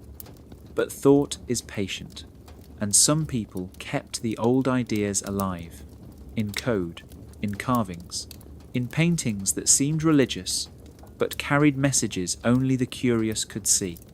The mind can be silenced, but not forever, and every time someone remembers to ask why that silence cracks just a little, until one day the questions flood back in, and the world begins to think again. Not because permission was given, but because fear finally ran out of power. They didn't wear crowns. They didn't lead armies. They didn't march into cities waving flags. But they conquered more than empires ever could. They shaped minds, controlled memory, bent history itself to their design. They were the Society of Jesus, the Jesuits, and their empire wasn't built on land, it was built in silence. At first, they looked like just another religious order, educated, disciplined, devoted. But beneath the robes and rituals was something more calculated. A strategy, a system, one that understood the true battlefield wasn't out in the world. It was inside the classroom, inside the courtroom, inside the mind. I remember the first time I saw the chart. A hand-drawn map from a dusty drawer in the archives. It didn't mark countries, it marked an influence. Universities, royal advisors, publishing houses, political confessions. Every dot was a place where a Jesuit had once served, or still did. It looked less like a religious mission and more like a spiderweb wrapped around Europe. They started with schools, not just any schools, the best ones. They trained princes, taught diplomats, wrote the textbooks. If you learned Latin, math, philosophy, or theology in the 1600s, chances are you learned it from a Jesuit. And with every lesson came something else, a subtle shaping, a narrowing of possibility. You didn't just learn facts, you learned how to think, and more importantly, how not to. Then came the courts, not as lawyers, as confessors, spiritual advisors to kings, queens, and generals, whispering behind thrones, offering guidance in the name of God, but also in the name of policy. The Jesuits weren't just men of faith, they were men of strategy. They kept records, tracked secrets, knew who owed what to whom. Some historians say they knew of battles before the armies did, and that they could stop wars with a letter or start them with a rumour. Governments took notice. Some feared them, others welcomed them. Some countries even banned them outright. But even exile couldn't stop the mission. They went underground, changed names, continued the work, always teaching, always guiding, always watching. One document I found simply said, "The pen is the greatest sword." It was unsigned, but I know it was Jesuit, because their true power was never about force, it was about formation. You don't need to fight a king if you teach his son. You don't need to burn books if you write them first. People still see the Jesuits as a religious group, and they are. But they are also architects of thought, engineers of memory, guardians of a version of history that serves something far deeper than faith. Their empire was never loud, never flashy, but it was vast, and it is still here, in the way schools teach, in the way courts justify. In this way, governments speak of truth and tradition. It is a quiet empire, but silence has always been their sharpest weapon. Most people think of time as something fixed. A sunrise, a calendar, a ticking clock. But what if time wasn't just something we follow, but something we're led through, like a hallway built to control where we go and what we see? That hallway has a designer, and for centuries, that designer was the Church. They didn't invent time, but they shaped it, bent it, cut it, hide pieces, added others, all to create a version of history that fit the story they wanted to tell. If you control the past, you control the present. And if you shape the future before it arrives, you control what people believe is possible. One day in the archives, I found a small box labelled only with a date. Inside were letters between priests and astronomers. They were trying to align the calendar with the stars, but not in the way scientists would. This wasn't about accuracy, it was about power. They were deciding when holy days should fall, not based on actual events, but on symbolism, on messaging, on control. Easter, for example. The date changes every year. Why? Because it's tied to a lunar calendar, the full moon after the spring equinox. That sounds poetic, but it's also strategic. It keeps the most important Christian event floating, shifting impossible to pin to any one historical moment. That means the resurrection becomes a feeling, not a fact, and feelings are easier to guide than facts. Then there's the shift from the Julian calendar to the Gregorian. On paper, it was just about fixing leap years. But 10 days vanished overnight. People woke up and it was suddenly 10 days later. Whole lives lost in a bureaucratic rewrite of time. And who led that change? Pope Gregory XIII.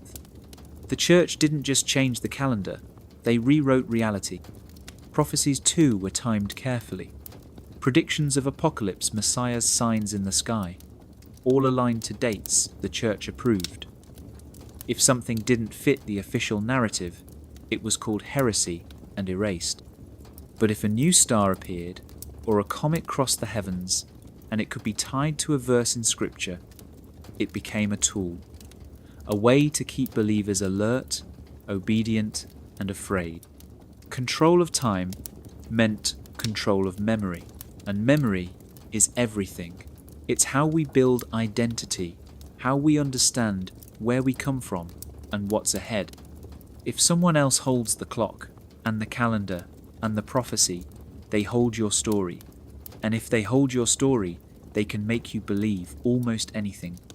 The Church became timekeepers, not just of hours and minutes, but of centuries and destinies. They told us when history began and when it would end. And in doing so, they became more than a religion.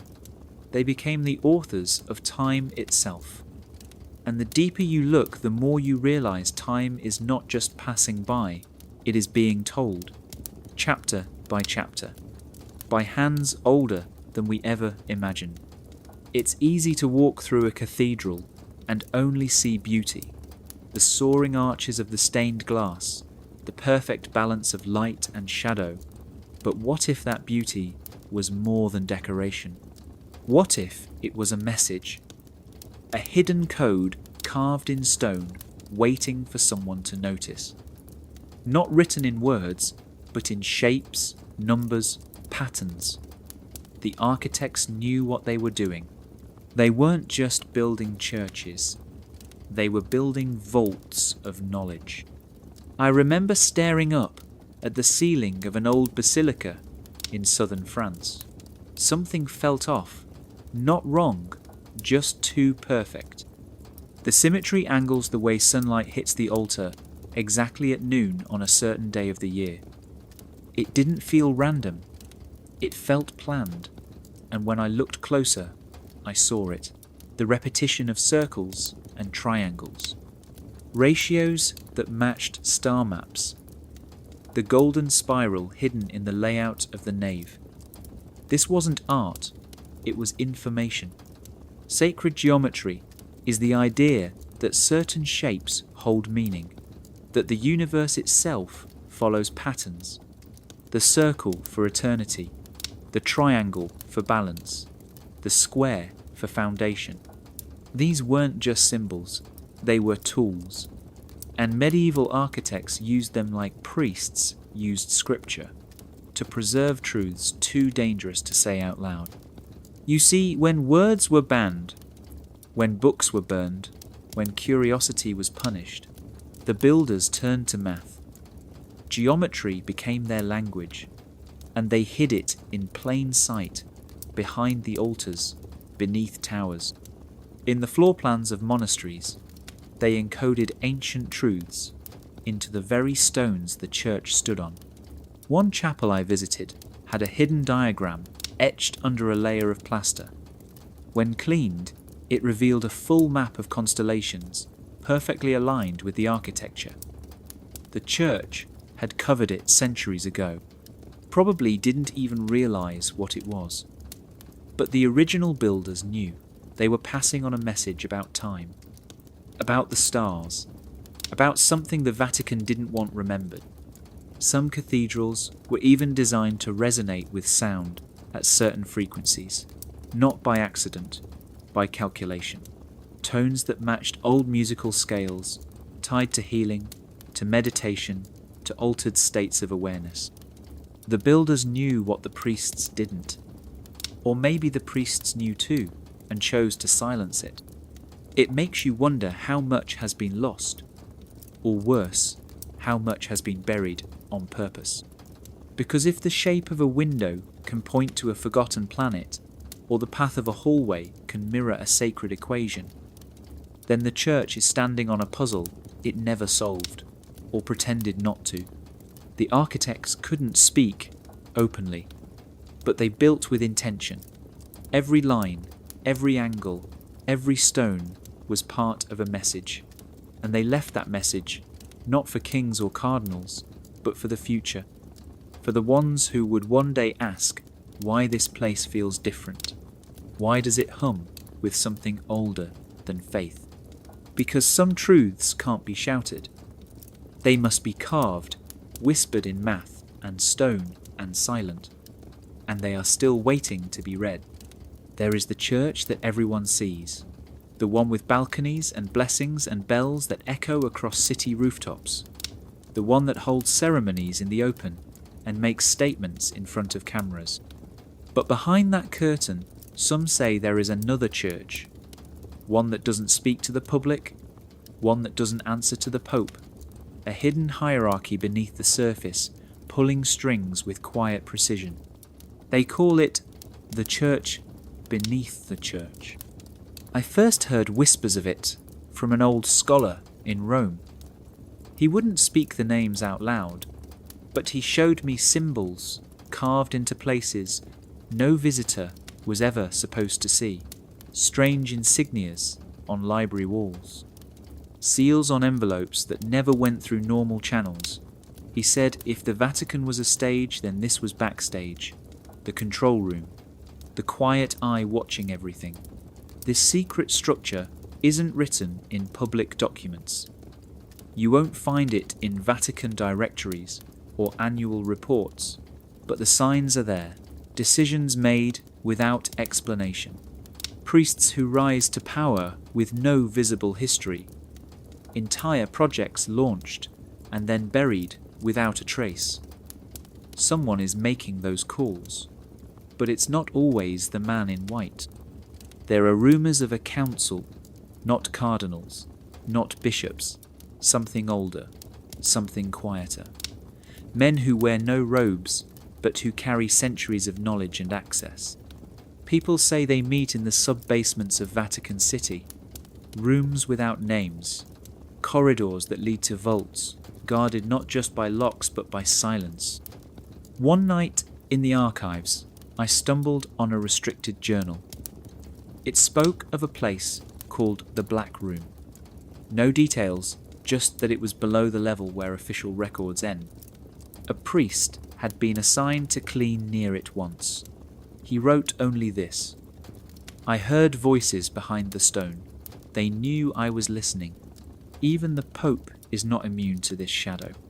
Some believe he is briefed, but not fully included, that he serves as the face, while others shape the flow of money, politics, doctrine, and memory. This would explain why popes sometimes speak of reform but then go quiet, why questions get asked but never answered, why history keeps repeating in patterns too controlled to be random. The church beneath the church does not seek followers. It seeks order, preservation, control over what is remembered and what is erased. It does not need prayers or parades, only obedience and silence. If this hidden power structure is real, it changes everything. It means the Vatican is not just a religious institution, it's a mask. And behind that mask are forces that have shaped kings, toppled empires, and rewritten centuries without ever stepping into the light. And maybe the scariest part is this. If the church beneath the church exists, we were never supposed to know, which makes you wonder what else it is hiding, and how deep the truth really goes. Some years leave a mark, wars start, kings fall, comets blaze across the sky. But then there are years that feel too quiet, too smooth, like pages added to a story that no one remembers reading. These aren't just empty years. Some believe they never happened at all. Welcome to the theory of the year that never was. It started with a question. Why does it feel like certain centuries left no trace behind? From around 614 to 911 AD, the world seems strangely blank. Few records, no major discoveries, no lasting buildings. Whole generations passed with almost nothing to show for it. Historians call it the Dark Ages. But what if that darkness was artificial? What if someone turned off the lights on purpose? This is where the phantom time hypothesis comes in.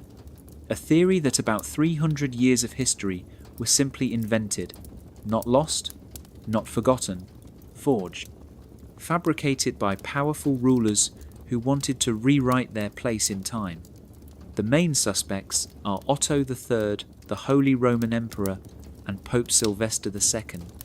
Together they had the means, the motive, and the tools to change the calendar itself. According to the theory, Otto wanted to rule in the year 1000, a year of prophecy and rebirth. But he was born too early, so instead of waiting, he adjusted the dates, added years, moved events. Suddenly, his reign aligned perfectly with the millennium, and the Church helped seal it. After all, if time was being rewritten by the faithful, it must be divine right. The Julian and Gregorian calendars give this theory fuel. When the switch happened in 1000, 582 10 days were erased to fix drift, but some say the correction should have been much larger, as if the missing time was never real to begin with. Astronomy backs it up. Recorded eclipses don't always match where they should fall. Stars seem off by centuries. It's like the sky remembers something we don't. Even certain rulers feel like ghosts. Charlemagne, for example. His empire was massive. His legend is even bigger. But the actual evidence for his life is strange. Most of what we know comes from documents written long after he supposedly died. Statues, books, and coins all seem too clean, too perfect, as if they were made to fill in the blanks. Of course, mainstream historians reject this. They say the theory is flawed, that human error and lost records explain the gaps. But still, the feeling lingers. That history is full of placeholders. Years we learnt about, but never really felt. Rulers we're told to admire, but who left no fingerprints behind. The idea that time could be forged is terrifying.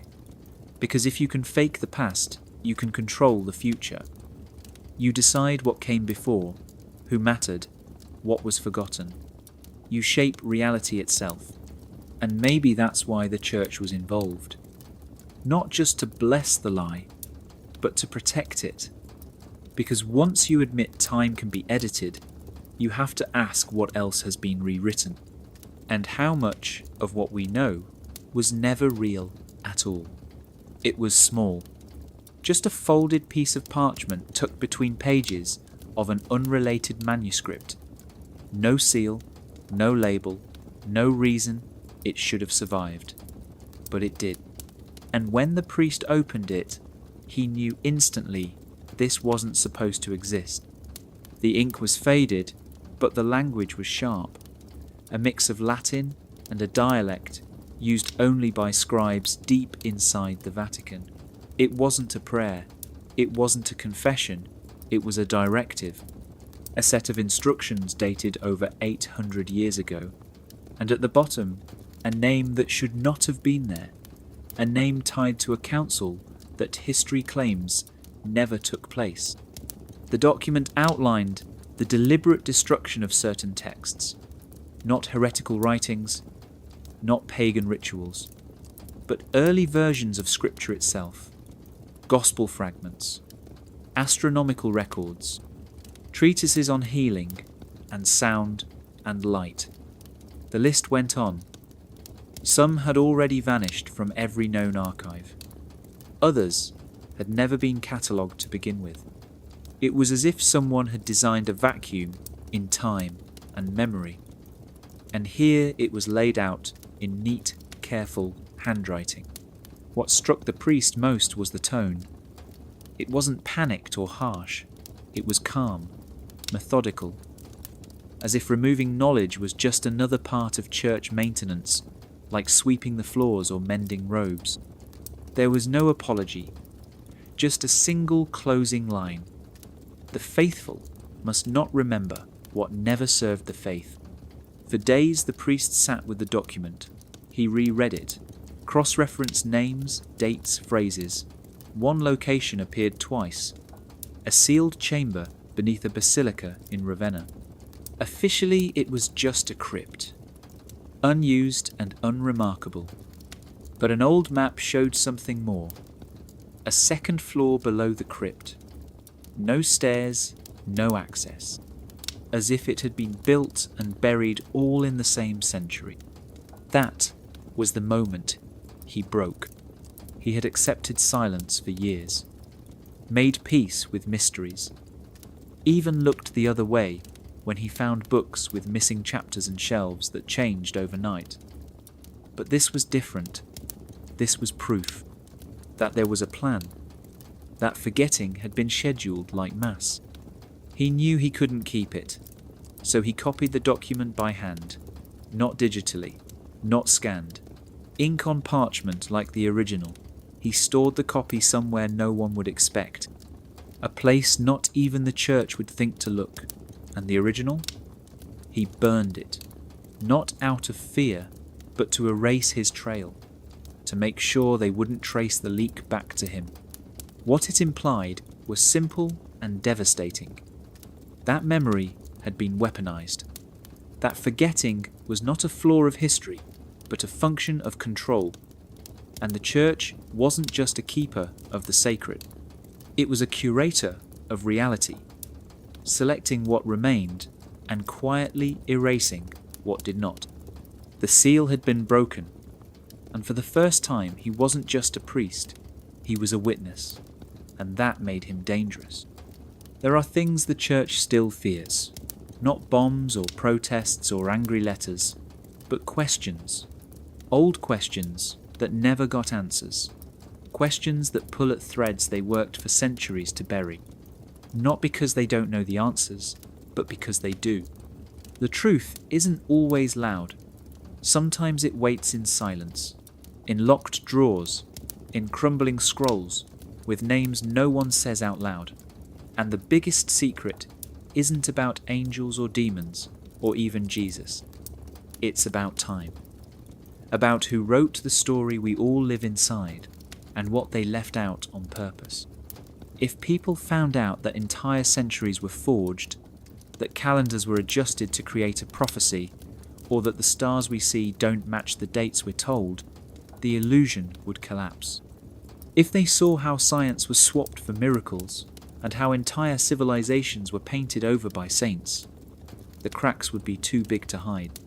They fear the Gospel of Thomas because it says the kingdom of God is already here.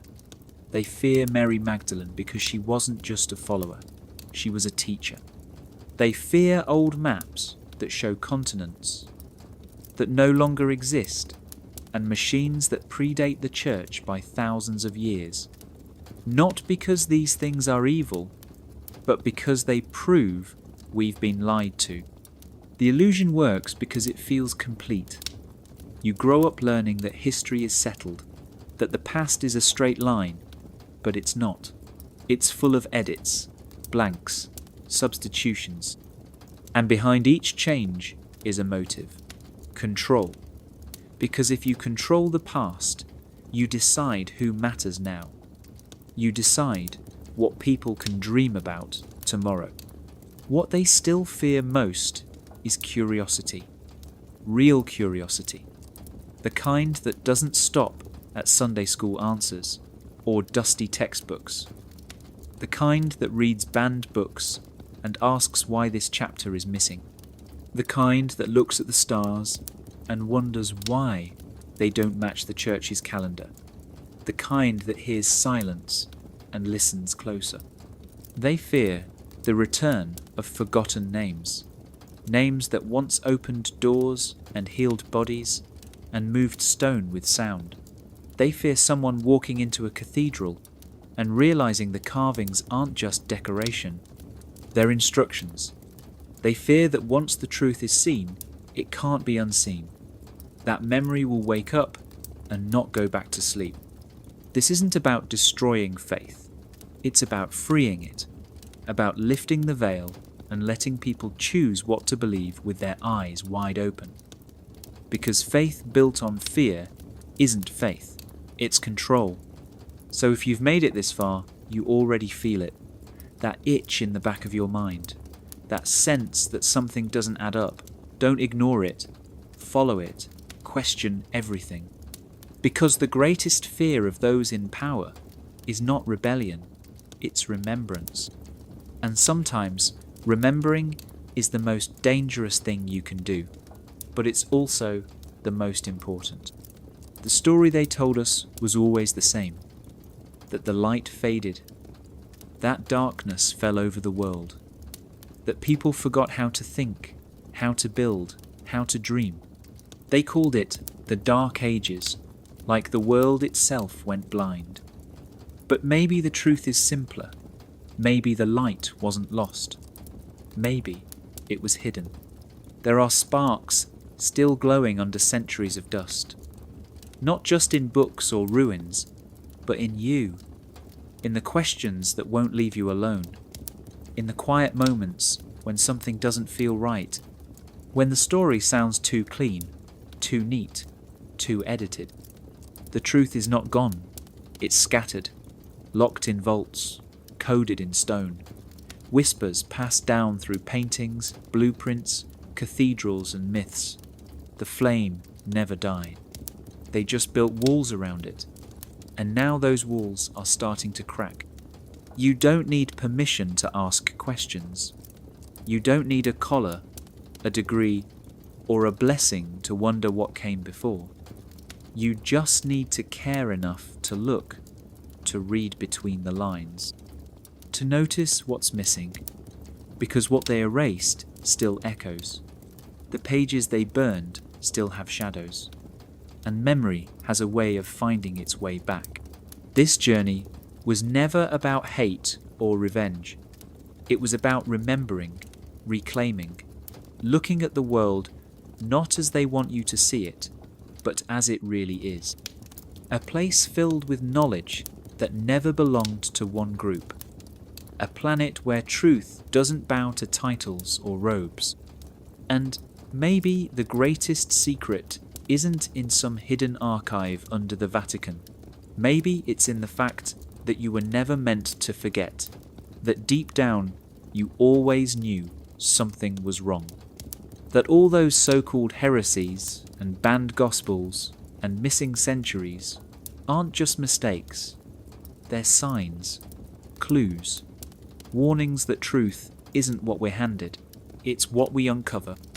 The light was never lost. It was buried under fear, obedience, and silence. But you're here now, and that means something. It means you're willing to see, willing to feel the discomfort that comes with knowing you've been lied to, willing to ask what else they tried to keep from you. And you're not alone. There are others, quiet voices rising, artists, dreamers, ex-priests, historians, rebels, people digging into the past not to break it but to free it. People who believe that light belongs to everyone, not just the chosen few. So carry it, pass it on, protect it when they try to smother it again, because they will. But this time, it's different. This time, we remember. And that changes everything.